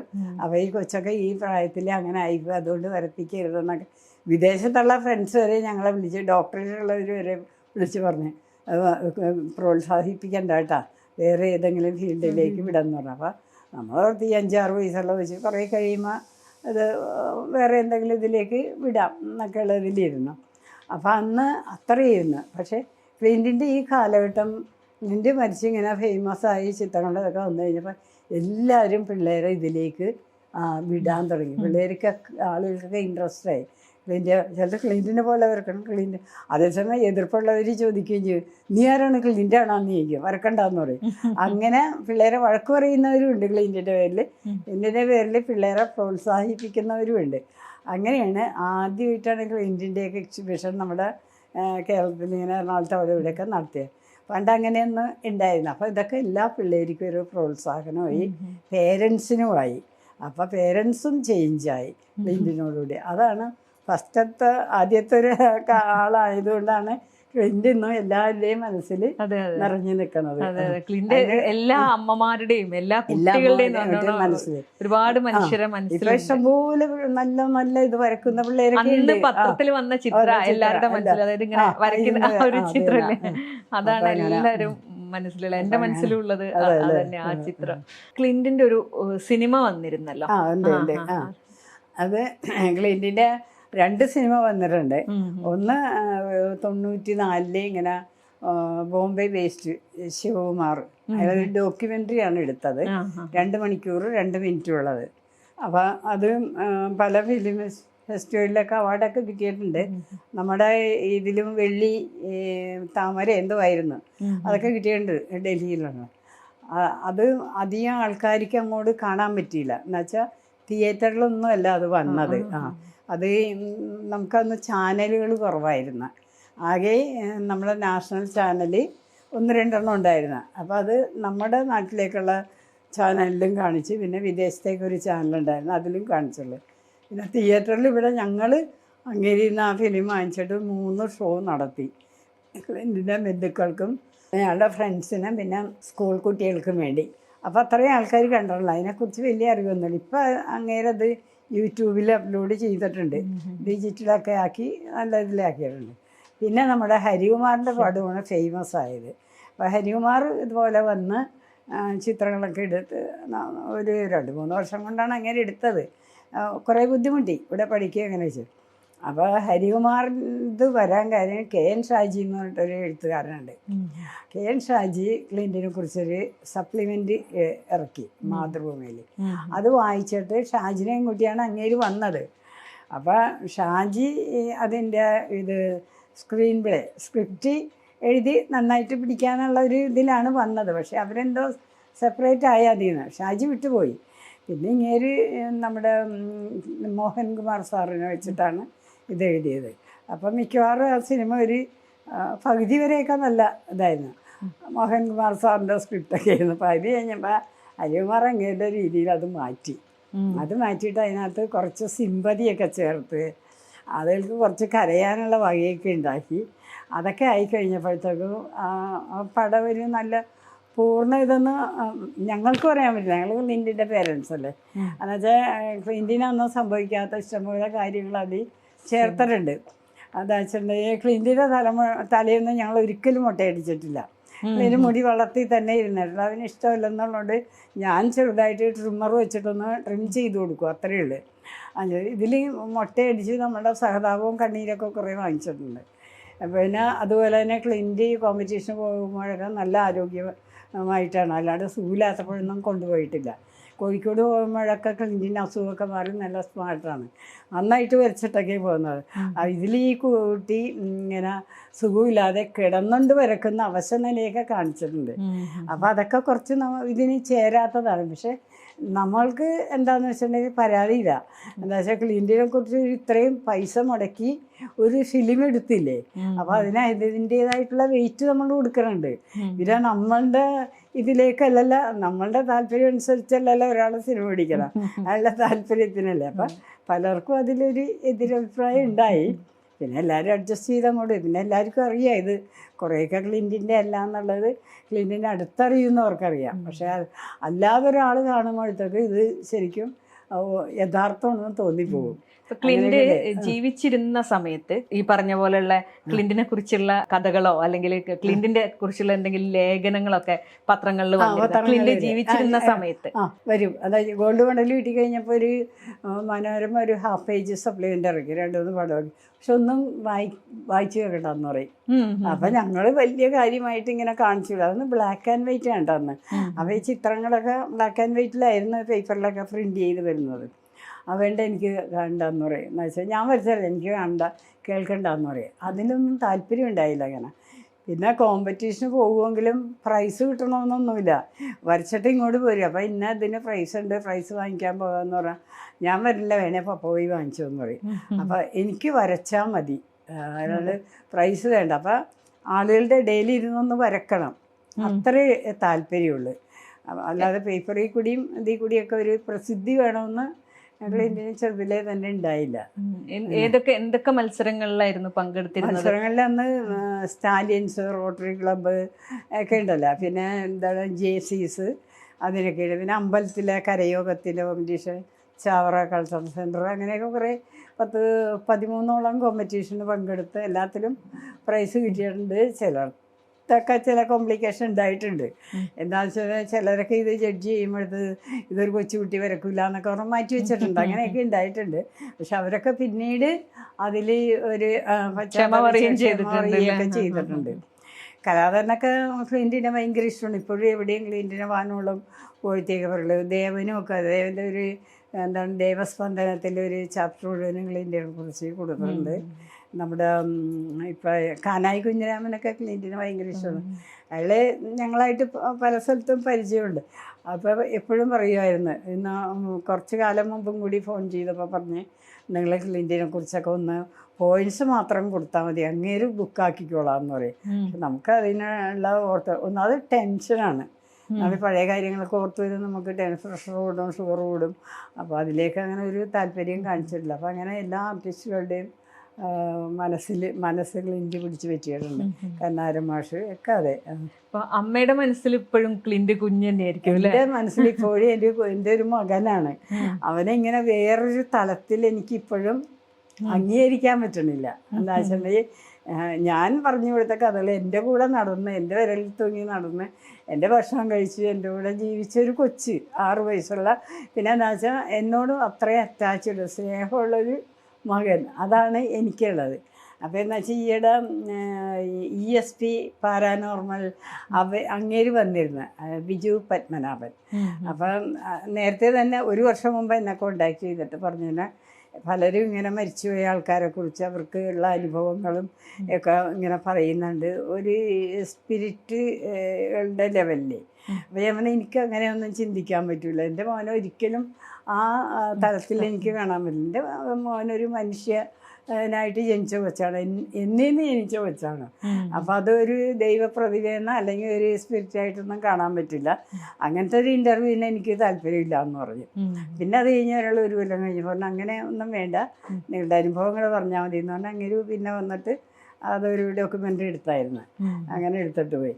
അപ്പോൾ ആരൊക്കെ എത്ര പറഞ്ഞാലും ഒരു ദിവ്യ, അതായത് ദൈവീകം എന്നൊക്കെ പറഞ്ഞ ആൾക്കാർ പറയും. എനിക്കങ്ങനെയൊന്നുമില്ല കേട്ടോ. എനിക്കെന്താ വെച്ചാൽ സാധാരണ അമ്മമാർക്ക് ഉണ്ടാകണ പോലെ എനിക്കൊരു മകനുണ്ടായി. അവന് ഞാൻ കുറേ കാര്യങ്ങൾ പറഞ്ഞു. പിന്നെ അവൻ്റെ കഴിവുകൾ വെച്ചിട്ട് അതവനങ്ങോട്ട് ലാർജായിട്ട് എക്സ്പാൻഡ് ചെയ്ത് അപ്പോൾ ആളുകൾക്ക് അത് ഇഷ്ടപ്പെട്ടു, അത്രയേ ഉള്ളൂ. അല്ലാതെ ഒരു പ്രത്യേക സിദ്ധിയാണെന്നൊന്നും ഞാൻ വിചാരിക്കണമില്ല. എനിക്കത് അംഗീകരിക്കാനും പറ്റില്ല, തുറന്നു പറയാമല്ല. എൻ്റെ മോൻ എന്നുള്ളതിൽ അത് എൻ്റെ മോൻ എന്നുള്ള സ്ഥാനം ഇപ്പം ജനങ്ങളുടെയാണ്, ലോകത്തിൻ്റെ മുഴുവൻ മോനാണ്. എന്നാലും അതിലൊരു ചെറിയ പ്രൈവസി ആയിട്ട് എൻ്റെ മോനെ ഞാൻ ഇപ്പോഴും മനസ്സിൽ കണക്കാക്കണേണ്, അത്രയേ ഉള്ളൂ. ക്ലിൻറ്റിൻ്റെ കുസൃതികൾ എന്തൊക്കെയാണ്? കുസൃതികൾ ഇഷ്ടംപോലെ കുസൃതികളും വികൃതികളും തമാശകളും ഒക്കെ ഇങ്ങനെ ഒപ്പിക്കും. അപ്പോൾ അതൊക്കെ ഇപ്പം എന്താണെന്ന് വെച്ചാൽ ഓർത്തെടുത്ത് പറയാമെന്ന് വെച്ചിട്ടുണ്ടെങ്കിൽ എന്ത് കാര്യങ്ങളും ക്ലിൻറ്റ് വളരെ സ്റ്റഡി ചെയ്യുമായിരുന്നു. അതൊക്കെ നമുക്കന്നൊന്നും അറിയില്ല. അപ്പോൾ സിനിമയൊക്കെ മിക്കവാറും കൊണ്ടുപോയി കാണിക്കും. ഇതേപോലെ ബ്രൂസിലി എന്നൊക്കെ പറഞ്ഞാൽ കണ്ടു കഴിഞ്ഞാൽ ഉടനെ വേണം. അതേസമയം നമ്മുടെ ഫീച്ചർ ഫിലിമൊന്നും ഇഷ്ടമല്ല. മമ്മൂട്ടിയുടെയും മോഹൻലാലിൻ്റെയൊക്കെ ഇങ്ങനെ കാണാൻ പോകും. പകുതി കുറച്ചാവും പറയും എനിക്ക് മതിയായെന്ന് പറയും. പപ്പയും മമ്മിയും കണ്ടോന്ന് പറഞ്ഞിട്ട് ചെയ്യണമെന്ന് വെച്ചാൽ തിരിഞ്ഞിരിക്കും, പുറകിലേക്ക് തിരിഞ്ഞിരിക്കും, കഴിയുമ്പോൾ വിളിച്ചാൽ മതി എന്ന് പറയും. അപ്പം അങ്ങനത്തെ ഒരു സ്വഭാവമായിരുന്നേ. അപ്പോൾ ഇത് ഞാൻ പറയാൻ കഴിച്ചപ്പോൾ സിനിമയെ കാണാറ്. അപ്പം അന്നൊക്കെ നമ്മളുടെ പിള്ളേർക്ക് വെക്കേഷനൊക്കെ ആയിക്കഴിഞ്ഞാൽ എൻഗേജ്മെൻ്റ് ഒന്നുമില്ല. അപ്പം പിള്ളേർക്കൊരു സിനിമാ ക്ലബ്ബുണ്ട്. അതെന്താ വെച്ചിട്ടുണ്ടെങ്കിൽ ഈ പഴയ ബൾബൊക്കെ പൊട്ടിച്ച് അതിൽ വെള്ളമൊക്കെ അടച്ച് ഫിലിമിൻ്റെ കഷ്ണങ്ങളൊക്കെ എവിടെന്നെങ്കിലും കിട്ടുമല്ലോ, അതൊക്കെ വെച്ചിട്ട് ജനലയിൽ വെച്ച് കർട്ടനൊക്കെ ഇട്ട്. അപ്പം എന്താ വെച്ചാൽ അവരുടെ ഇത് കാണാൻ കുറച്ച് കുട്ടികൾ വേണം. അപ്പോൾ ഞങ്ങൾ ഈ ഫ്ലാറ്റിൽ 100 വീടായിരുന്നേ. അപ്പോൾ വന്നേച്ച് എന്താ ചെയ്യണം, എല്ലാ വീട്ടിലെയും കൊച്ചുങ്ങളെ ക്ലിൻറ്റിനെയൊക്കെ എടുത്തുകൊണ്ട് പോയി അവരുടെ ഇത് കാണിക്കണതിൻ്റെ മുന്നിൽ ഇരുത്തി കാണിക്കും, തിരിച്ചു കൊണ്ടുവന്നാക്കും, അങ്ങനെയൊക്കെ ചെയ്യാറുണ്ടാവുക. അപ്പോൾ ഒരു ദിവസം അപ്പോൾ ക്ലിൻറ്റ് എൻ്റെ അടുത്ത് പറഞ്ഞ് ഞാൻ അടുക്കളയിൽ പണിയെടുക്കണേ, മമ്മി ഞാൻ സിനിമ കാണിച്ചു തരട്ടെ എന്ന് ചോദിച്ചു. അപ്പം ഞാൻ വിചാരിച്ചു അവർ കാണിക്കുന്ന സിനിമയിലേ. അപ്പോൾ ഞാൻ ചോദിച്ചു നിൻ്റെ അടുത്ത് ബൾബ് വല്ലതൊക്കെ ഉണ്ടാന്ന് ചോദിച്ചു. ഇത് കാണിയാ ചേട്ടന്മാർ കാണുക. അപ്പം എൻ്റെ ഒരു 2-3 വയസ്സൊക്കെ ആയി. അല്ല ഞാൻ കാണിച്ചു തരാം മമ്മി, ഇങ്ങോട്ട് പോകാൻ കാണണമെങ്കിൽ എന്നപ്പോൾ എന്നോട് ആ കസേരയിൽ ഇരിക്കാൻ പറഞ്ഞു. എന്നിട്ട് വെച്ചൊരു കണ്ണാടി എടുത്ത് മതിലയിൽ ഇങ്ങനെ ചാരി വെച്ചിട്ട് ഇവന് അന്ന് മരത്തിൻ്റെ ബസ്സൊക്കെ കിട്ടും, ട്രാൻസ്പോർട്ട് ബസ്സൊക്കെ ഉണ്ടായിരുന്നു. അപ്പോൾ ഇങ്ങനെ ഒരു വശത്തുനിന്ന് ഈ ഇതിങ്ങനെ ബസ് ഇങ്ങനെ ഓടിച്ചു കൊണ്ടുവന്നു. മമ്മി അതിൽ നോക്കിക്കോളാൻ പറയും. അവർ ഓടിച്ച് ഇങ്ങനെ കൊണ്ടുവച്ചാൽ അതിൻ്റെ ഫ്രണ്ടിൽ വന്നു കഴിഞ്ഞ് ഇങ്ങോട്ട് വളച്ചു. അപ്പോൾ നമ്മൾ സിനിമയെ കാണുന്ന പോലെ ബസ് വന്ന് ഇങ്ങോട്ട് വളഞ്ഞു പോവുകയാണ്. അപ്പോഴാണ് ഞാനിങ്ങനെ, അപ്പം നീ സിനിമയിൽ ഇങ്ങനെയല്ലേ കാണണം, ഞാനത് നോക്കി പഠിച്ചതാണെന്ന്. പിന്നെ അതുപോലെ സൂമിങ് ലൈറ്റൊക്കെ അത് ടോർച്ച് ഇങ്ങനെ കത്തിച്ച് വെച്ചിട്ട് അതൊക്കെ തനിയെ കണ്ടുപിടിച്ച് കാണിച്ചത്. ഇങ്ങനെ കത്തിച്ച് വെച്ചിട്ട് ഇങ്ങനെ അത് മതിലിനോട് ഇങ്ങനെ ചേർത്ത് വരും. അപ്പോൾ അതിൻ്റെ ഇമേജ് വ്യത്യാസമുണ്ടോ, വലുതാ ചേർത്തതൊന്നും അറിയില്ല. പിന്നെ അത് പിന്നിലേക്ക് വലിക്കും. അപ്പോൾ ഈ ലെൻസിൻ്റെ എന്നൊക്കെ പറഞ്ഞാൽ കുട്ടിക്കാലത്ത് പിടിച്ചിരുത്താൻ വേണ്ടിയിട്ട് ഇപ്പം എന്തെങ്കിലും ബഹളം ഉണ്ടാക്കും നമ്മൾ സാധാരണ കണ്ണട ഉണ്ടല്ലോ, അപ്പോൾ പഴയ കണ്ണടയൊക്കെ അറിയാം. അപ്പോൾ എടുത്ത് ചെമ്മതി ഞാൻ സാധനം കാണിച്ചതാണെന്ന് അവിടെ ഇരുത്തിയിട്ട് ഇതിനെ ജനലിൻ്റെ നീരെ കാണിക്കുമ്പോൾ നമ്മുടെ മതലയിൽ തലകുത്തി തെങ്ങും മാവും ഒക്കെ നിൽക്കണതാണ്. അപ്പം അങ്ങനെ അങ്ങനെ സ്റ്റാർട്ട് ചെയ്തിട്ടുണ്ട് ലെൻസിൻ്റെ. പിന്നെ നമ്മൾ ഈ ഉത്സവപ്പറമ്പിലൊക്കെ പോകുമ്പോൾ ലെൻസ് വാങ്ങിച്ചു കൊടുത്തിട്ടുണ്ട്. അപ്പോൾ ആ ലെൻസ് വെച്ചൊക്കെ അങ്ങനെ പല കാര്യങ്ങളും തന്നെ ചെയ്യും. പിന്നെ നമ്മൾ ബൈനോക്കുലർ ഇറങ്ങിയപ്പം ബൈനോക്കുലർ വാങ്ങിച്ചു കൊടുത്തു. അപ്പോൾ അതിൽ കണ്ടുപിടിച്ച ഒരു കാര്യം എന്ന് വെച്ചാൽ ബൈനോക്കുലർ വെച്ചിട്ട് അപ്പം ജനലിൽ നിന്ന് എല്ലാ ക്ലിയറിലേക്ക് ഇങ്ങനെ നോക്കും. അപ്പോൾ ഒരു ദിവസം എൻ്റെ അടുത്ത് വിളിച്ചിട്ട് മമ്മിക്ക് 2 ഉറുമ്പുകളെ കാണണമെന്ന് ചോദിച്ചു. അപ്പോൾ ഞാൻ പറഞ്ഞ് കാണണം എന്ന് പറഞ്ഞു. അപ്പം ജനലിൻ്റെ അപ്പോൾ ഞാൻ നോക്കിയപ്പോൾ ഞങ്ങളുടെ ഒരു ഫ്രണ്ട് ഈ മോഹനും ഭാര്യയും കൂടി അവിടെ നിന്ന് നടന്നു. ഞാൻ പറഞ്ഞു അത് മോഹനോ സീനയില്ല. അല്ല മമ്മി ഇതിൽ കൂടി നോക്കാൻ പറഞ്ഞു. അപ്പോൾ എന്താ ബൈനോക്കുലർ തിരിച്ചു വെച്ചിട്ട് നോക്കിയപ്പോൾ 2 ചെറിയ ജീവികൾ. അപ്പം അങ്ങനെയൊക്കെ കാര്യങ്ങളൊക്കെ കണ്ടുപിടിക്കുകയും മനസ്സിലാക്കുകയൊക്കെ ചെയ്യും. പക്ഷെ അതൊക്കെ ക്ലൈൻറ്റിൻ്റെ ഒരു കഴിവാണ്, ബുദ്ധി വൈഭവമാണെന്നൊന്നും ഓർത്ത് ആരോടും പറഞ്ഞിട്ടില്ല. നമ്മളതിനിട്ട് അത്രയും ഒരു വിലയെ കൊടുത്തിട്ടുണ്ട്. പിള്ളേരെ തെച്ചും മറിച്ചും കാണിക്കുന്നു, അങ്ങനത്തെ ഒരു ഇതേ കൊടുത്തിട്ടുണ്ട്. വികൃതികളൊക്കെ ഉണ്ടായിരുന്നു. അപ്പോൾ എന്താ വെച്ചാൽ അന്ന് ഇതേപോലെ കട്ടിലേന്നൊക്കെ ചാടും, താഴേക്ക് തലകുത്തി മറിയാം, അങ്ങനെയൊക്കെ പഠിപ്പിച്ചിരുന്നു. അപ്പോൾ പിന്നീട് എന്താ വെച്ചാൽ പിന്നെ അസുഖം തുടങ്ങി, പിന്നെ അതിൽ നിന്നൊക്കെ വിലക്കായി. അപ്പോൾ എന്താ വെച്ചാൽ അധികം ബോഡി സ്ട്രെയിൻ എടുക്കാൻ പാടില്ല എന്നൊക്കെ വന്നപ്പോൾ പിന്നെ അങ്ങനെയൊക്കെ ചെയ്യരുത്. എന്നാലും എൻ്റെ പപ്പ ഒരു അഭ്യാസി, കളരി, ജൂഡോ എല്ലാം കൂടിയുള്ളൊരു സാധനമായിരുന്നു. കരാട്ടെ വരെ ഒരു 40 വയസ്സ് ക്ലിൻ്റ് മരിച്ചു കഴിഞ്ഞാണ് കരാട്ടെ പഠിച്ചത്. അപ്പോൾ അന്ന് ഗുസ്തിയിൽ നല്ല ഇതാണ്, വടി വീശലൊക്കെ നന്നായിട്ടറിയാം. അപ്പോൾ കളരി ക്ലിൻ്റിനെ ഞങ്ങൾ കൊണ്ടുപോയി കാണിച്ചിട്ടുണ്ട് കളരി. അപ്പോൾ ഇതേപോലെ കണ്ടു കഴിഞ്ഞപ്പോൾ പറഞ്ഞാൽ എനിക്ക് മുച്ചാൻ വടി എന്നൊക്കെ ഉണ്ട്, അതൊക്കെ വേണമെന്ന്. അപ്പോൾ ഇവർ നമ്മുടെ പത്തലൊക്കെ എടുത്ത് വടിയൊക്കെ ഉണ്ടാക്കി കൊടുത്ത് ക്ലീൻ്റ് ഇങ്ങനെ വടി വീശിയൊക്കെ ചെയ്യുമായിരുന്നു. ആ വടിയൊക്കെ ഇന്ന് ഞങ്ങൾ സൂക്ഷിച്ച് വെച്ചിട്ടുണ്ട് കേട്ടോ. അതിൻ്റെ സാധനങ്ങൾ വെച്ച കൂട്ടത്തിൽ അതൊക്കെ ഉണ്ട്. അപ്പോൾ അങ്ങനെ ഒക്കെ ചെയ്യുമായിരുന്നു. പിന്നെ കഥകളി ഭയങ്കര ഇഷ്ടമായിരുന്നു. അപ്പോൾ കഥകളി TV ഒന്നും ഇല്ലാത്തതുകൊണ്ടൊന്നും കാണാൻ പറ്റിയിട്ടില്ല. അപ്പോൾ നമ്മുടെ എറണാകുളത്തൊരു കഥകളി ആശാനുണ്ടായിരുന്നു. അയാൾ ഫോറിനേഴ്സിന് വേണ്ടി ഇൻസ്റ്റൻറ്റ് കളരി അവിടെ നടത്തിയിരുന്നു ക്ലാസ് ഇതുപോലെ. അപ്പോൾ വൈകുന്നേരം ഒരു 5:30 കഴിയുമ്പോൾ ഫോറിനേഴ്സൊക്കെ വന്ന് അയാളുടെ ഒരു മുറിയിൽ കൂടി കഴിയുമ്പോൾ ഇയാൾ അവിടെ കഥകളി അവതരിപ്പിക്കും, തിരനോട്ടം മുതൽ എല്ലാം. അത് ഡെമോൺസ്ട്രേഷനാണ്. അപ്പം ഞങ്ങൾക്ക് പ്രവേശനമില്ല.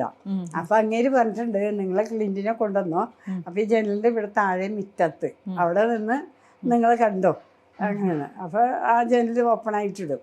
അപ്പം അതിൽ കൂടി ഞങ്ങൾ നിന്നെ ജനലിൽ കയറ്റിയിട്ട് ഇത് കാണിച്ചു കൊടുക്കും. അപ്പോൾ അതിലിങ്ങനെ ഓരോ മുദ്രകൾ ക്ലൈൻറ്റ് പഠിച്ചിട്ടുണ്ട്. ഇപ്പോൾ താമരയൊക്കെ ആണെങ്കിൽ ഇങ്ങനെ കാണിക്കില്ലേ. പിന്നെ അതുപോലെ വണ്ട് വരുന്നതൊക്കെ, മത്സ്യത്തിൻ്റെ അതൊക്കെ ക്ലൈൻറ്റ് മനസ്സിലാക്കിയിട്ടുണ്ട്. അവർക്ക് കാണിക്കണമുണ്ട് പഠിച്ചിട്ടുണ്ട്, തിരനോട്ടമൊക്കെ. അപ്പോൾ ഇതേപോലെ നമ്മളിങ്ങനെ ചിലപ്പോൾ ഭക്ഷണം കഴിച്ചിരിക്കുമ്പോഴത്തേക്കും ക്ലൈൻറ്റ് അടുത്ത് വന്നിരുന്നിട്ട് ഇതേപോലെ ഒന്നല്ലേ താമര വരും, അല്ലെങ്കിൽ മത്സ്യം വരും, അല്ലെങ്കിൽ വണ്ട് വന്ന് നമ്മുടെ പപ്പടമൊക്കെ എടുത്തുകൊണ്ട് പോകും. അങ്ങനെയൊക്കെ അതൊക്കെ നമ്മുടെ നിത്യജീവിതത്തിലൊക്കെ പകർത്താൻ നോക്കും. പിന്നെ ഏറ്റവും ഇഷ്ടം അന്ന് ഹനുമാനായിരുന്നു. ഹനുമാനെ ആ സ്വാമി കാണിക്കാനുണ്ട്, ഹനുമാൻ തന്നെയാണ് സ്വാമി.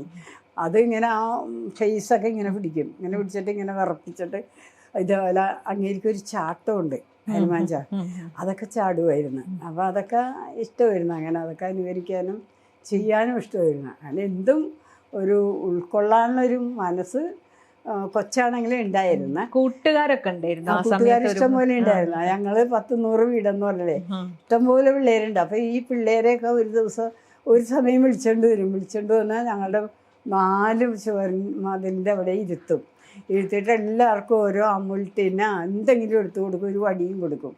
എന്നിട്ട് ഗാനമേളയൊക്കെ നടത്തും. പിള്ളേർക്ക് അറിയാവുന്ന പാട്ടുകൾ ഓരോരുത്തരും മാറി എൻ്റെ മോനും പാടും.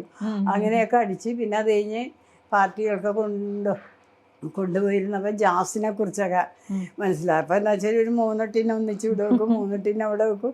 എന്നിട്ട് ജാസ് കൊടുത്തും. ഇതൊക്കെ ഒന്നും ഒരു ബേസിക്കായിട്ട് ആരോടും ചോദിച്ചിട്ടൊന്നുമില്ല, അതിൽ കണ്ടും പഠിച്ചിട്ട് വന്ന് ചെയ്യും.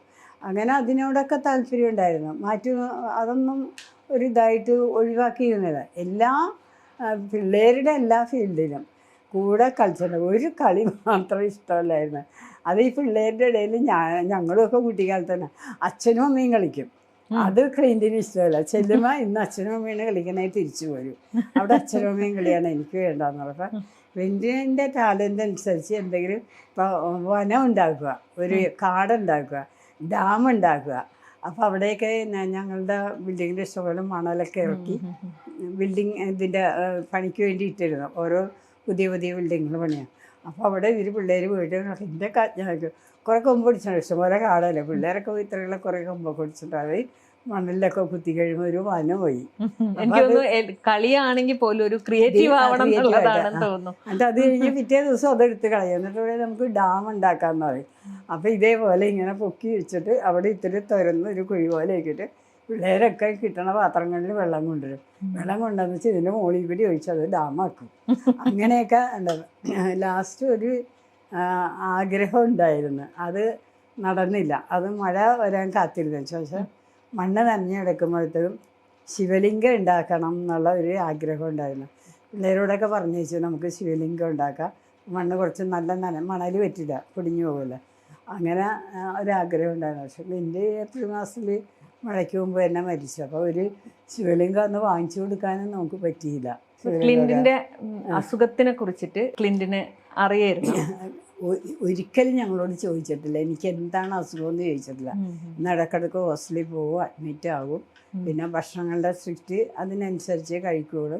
ബ്ലഡ് ടെസ്റ്റ് ചെയ്യൽ എല്ലാം ഉണ്ട്, മരുന്ന് കറക്റ്റ് കഴിക്കും. ഒരിക്കലും എനിക്കെന്താണ് അസുഖം, ഈ അസുഖം കൊണ്ട് ഞാൻ മരിച്ചു പോവുക അങ്ങനെയൊന്നും ചോദിച്ചിട്ടില്ല. പക്ഷേ മരണം ക്ലിന്റിൻ്റെ മനസ്സിലുണ്ടായിരുന്നു, മരണത്തിനെക്കുറിച്ച്. അതെന്താണെന്ന് വെച്ചാൽ ക്ലിന്റിന് ഒരു 5 വയസ്സുള്ള സമയത്താണ് ഞാൻ അടുക്കളയിൽ ഇങ്ങനെ വെള്ളമൊക്കെ തിളപ്പിച്ച് നിന്ന സമയത്ത് വെള്ളം കലം മറിഞ്ഞിട്ട് ഞാൻ ആകെ പൊള്ളിച്ച് വയറും അതിലറ്റം വരെ പൊള്ളിയെന്നല്ല, വെള്ളം വീണത് ആകെ നെയ്യപ്പം പോലെ കുമ്പളകളായിരുന്നു. ഒരു നിവർത്തിയില്ല. അപ്പോൾ ക്ലിൻ്റെ അവിടെ അടുത്ത മുറിയിലിരുന്ന് വരയ്ക്കുകയാണ്. അപ്പോൾ നേരെ ഒരു മുറിയുണ്ട്, അതായത് ഞങ്ങളൊന്നിനും ഉപയോഗിക്കാത്ത മുറിയാണ്. അപ്പോൾ എന്നെ വേഗം, അപ്പോൾ ഞാനിങ്ങനെ പൊള്ളി എന്ന് പറഞ്ഞപ്പോഴത്തേക്കും വേഗം നിൻ്റെ ഒപ്പം വന്നതും എന്നെ പിടിച്ച് അവിടെ കൊണ്ടുപോയിട്ടും കത്രിക കൊണ്ട് കട്ട് ചെയ്ത് കളയേണ്ടി വന്നു ഡ്രസ്സൊക്കെ, അത്രയും പൊള്ളി. അതിൻ്റെ ഇങ്ങനെ എന്തോ ഒരു ശബ്ദം കേട്ട് ചേട്ടൻ വന്നിട്ട് ചോദിച്ചു, അപ്പോൾ ഇവിടെ എന്തോ ഒരു ശബ്ദം കേൾക്കണമെന്ന് ചോദിച്ചു. അപ്പോൾ പറഞ്ഞിങ്ങനെ വേറെ ഒന്നുമില്ല, മോൻ വരണ്ട അകത്തേക്ക്, മമ്മി ഇങ്ങനെ കുറച്ച് പൊള്ളിയിട്ട് വല്ലാതെ. അപ്പോൾ മരുന്ന് മേടിക്കാൻ രവിയങ്കിളിനെ വിട്ടിട്ടുണ്ട്, അപ്പോൾ അങ്കിള് പോയി മരുന്നും കൊണ്ട് വരും, അതുവരെ മമ്മിക്ക് പോയിച്ചില്ലാണെന്ന് പറഞ്ഞു. അപ്പോൾ ചോദിച്ച് എൻ്റെ മമ്മി മരിച്ചു പോകുകയെന്ന് ചോദിച്ചു. അപ്പോൾ ഇവരുടെ ഇല്ല മോനെന്ന് പറഞ്ഞു. അത് മതി എന്ന് പറഞ്ഞു, എനിക്ക് കാണണ്ട. നമ്മൾ പോയിരുന്ന് വരച്ചു. ക്ലിന്റിന്റെ പേര് അല്ലേ, അതിനൊരു പ്രത്യേകത ഉണ്ട്. പ്രത്യേകത എന്താണെന്ന് വെച്ചാൽ ക്ലിന്റ് ഈസ്റ്റ്വുഡിൻ്റെ ഫാനായിരുന്നു ക്ലിന്റിൻ്റെ പപ്പ. അയാളുടെ സിനിമയൊക്കെ അത് ക്ലിന്റ് വലുതായ പിന്നെ ക്ലിന്റിനെ ഞാൻ കാണിച്ചു കൊടുത്തിട്ടുണ്ട്. ആ പടം വന്നു കഴിഞ്ഞാൽ തിയേറ്ററിൽ കൊണ്ടുപോയി കാണിച്ചു കൊടുക്കും. അങ്ങേരോടുള്ള ഇഷ്ടം കൊണ്ടാണ് ക്ലിന്റ് എന്ന് പേരിട്ടത്. അപ്പം ക്ലിന്റ് എൻ്റെ പപ്പയ്ക്ക് ഒരു അനിയനുണ്ടായിരുന്നു, അയാൾക്ക് ഗ്ലെൻ എന്ന് പറഞ്ഞൊരു നടനുണ്ടായിരുന്നു. അയാളായിരുന്നു ഭയങ്കര താല്പര്യം. അപ്പോൾ ഇവർ മോൻ ജനിച്ചു കഴിഞ്ഞപ്പോൾ ഞാൻ മോനുമായിട്ട് എൻ്റെ വീട്ടിലാണ്, ഇവരുടെ വീട്ടിൽ ഇങ്ങനെ ഒരു ഇതുണ്ടായിരുന്നു മനസ്സിലായി. അപ്പോൾ എനിക്ക് എഡ്മണ്ട് എന്ന് പറഞ്ഞുള്ള പേര് ഭയങ്കര ഇഷ്ടമാണ്. എഡ്മണ്ട് ഹിലാരിയൊക്കെ ഉണ്ടല്ലോ. അപ്പോൾ എനിക്ക് ചെറുതിലെ തന്നെ എൻ്റെ മനസ്സിൽ പഠിച്ചിരുന്ന കാലത്ത് തുടങ്ങി എൻ്റെ മനസ്സിൽ ഈ ഒരു പേര് ഇങ്ങനെ കിടക്കുന്നുണ്ട്. ഇഷ്ടപ്പെട്ടൊരു പേരാണ്. പിന്നെ നമുക്കൊരു മോനുണ്ടാവുമെന്നും മോനിടേണ്ടി വരുമെന്നൊന്നും അന്നൊന്നും ചിന്തിച്ചിട്ടില്ല. അപ്പോൾ വേഗം എൻ്റെ അടുത്ത് വന്നിട്ട് പറഞ്ഞു, ഇങ്ങനെ വീട്ടിലിങ്ങനെ ഭയങ്കര അനിയനെ ഭയങ്കര ഇതാണ്, എനിക്ക് ക്ലിന്റ് എന്നുള്ള പേരാണ് ഇഷ്ടം, ആ സിനിമ നടൻ്റെ. അപ്പോൾ ഞാനും അങ്ങേറ്റ സിനിമ കുറേ കണ്ടിട്ടുണ്ട്. അപ്പോൾ നിനക്കും എല്ലാം മനസ്സിൽ പേരുണ്ടാകുന്ന ചോദിച്ചു. അപ്പോൾ ഞങ്ങൾക്ക് ഇടേണ്ടത് ഞങ്ങളുടെ അച്ഛൻ്റെ അപ്പൂപ്പൻ്റെ പേരാണ്, ക്ലിന്റിൻ്റെ പപ്പയുടെ അപ്പൻ്റെ പേരാണ്. നമ്മൾ പാരമ്പര്യമായിട്ട് ഇടേണ്ട പേര് അതാണ്, അത് തോമസ് എന്നായിരുന്നു. അപ്പോൾ ഞാൻ പറഞ്ഞു എൻ്റെ മനസ്സിലിങ്ങനെ ഒരു പേരുണ്ടെന്ന് പറഞ്ഞിരുന്നത്. എനിക്കും ആ പേര് ഇഷ്ടമാണെന്ന് പറഞ്ഞു, എനിക്കും അത് ഇഷ്ടമാണ്. അപ്പോൾ നമുക്കൊരു കാര്യം ചെയ്യാം, അത് ചേർത്തിട്ട് എഡ്മണ്ട് തോമസ് ക്ലിന്റ് അങ്ങനെ ഇടാമെന്ന്. അപ്പം ക്ലിൻ്റെന്ന് നമുക്ക് വിളിക്കാം, പള്ളിയിൽ ഇങ്ങനെ അപ്പൻ്റെ പേരും നിനക്ക് എനിക്കും ഇഷ്ടപ്പെട്ട എഡ്മണ്ട് തോമസ് എന്ന് ഇടാമെന്ന് പറഞ്ഞു. അങ്ങനെ പള്ളിയിൽ ഞങ്ങൾ എഡ്മണ്ട് തോമസ് മാത്രം പേരിട്ടിട്ടുള്ളത്. പിന്നെ ക്ലിൻ്റെന്ന് നമ്മൾ വീട്ടിൽ വിളിച്ചു. അവർക്ക് വിളിച്ച് എല്ലാവരും ഈ വിളിപ്പേര് ഇങ്ങനെ ആയില്ല. അങ്ങനെ ആയി കഴിഞ്ഞപ്പോൾ ക്ലിൻറ്റിനെ സ്കൂളിൽ ചേർത്തപ്പോഴെന്ന് വെച്ചാൽ ഞങ്ങളുടെ കോമ്പൗണ്ടിലെ പിള്ളേർ തന്നെയാണ് ഇവൻ്റെ ക്ലാസ്സിൽ. അപ്പോൾ സിസ്റ്റർ ഇങ്ങനെ എഡ്മണ്ട് തോമസ് എന്ന് പേര് വിളിക്കുമ്പോൾ സിസ്റ്ററോട് അല്ല അത് ക്ലിൻ്റാണെന്ന് പറയും. അപ്പോൾ സിസ്റ്റർ ഒരു ദിവസം ഞങ്ങളോട് വിളിച്ചു ചോദിച്ചു എല്ലാവരും ക്ലീൻ. അപ്പോൾ ഞങ്ങൾ വീട്ടിൽ വിളിക്കണ പേര് അത് നല്ല പേര് നമ്മുടെ സിസ്റ്റർ ആ കൂട്ടത്തിൽ ക്ലിൻ്റ് എന്ന് എഴുതി ചേർത്ത്. അങ്ങനെയാണ് എഡ്മണ്ട് തോമസ് ക്ലിൻ്റ് എന്നുള്ള പേര് വന്നത്. അപ്പോൾ ക്ലിൻ്റ് എന്നാണ് ഇപ്പോൾ എല്ലാവരും അറിയപ്പെടുന്നത്. എഡ്മണ്ട് തോമസ് എന്ന് വല്ല ആർട്ടിക്കിളിലും അങ്ങനെയൊക്കെ മാത്രമേ ഉള്ളൂ ഇപ്പം.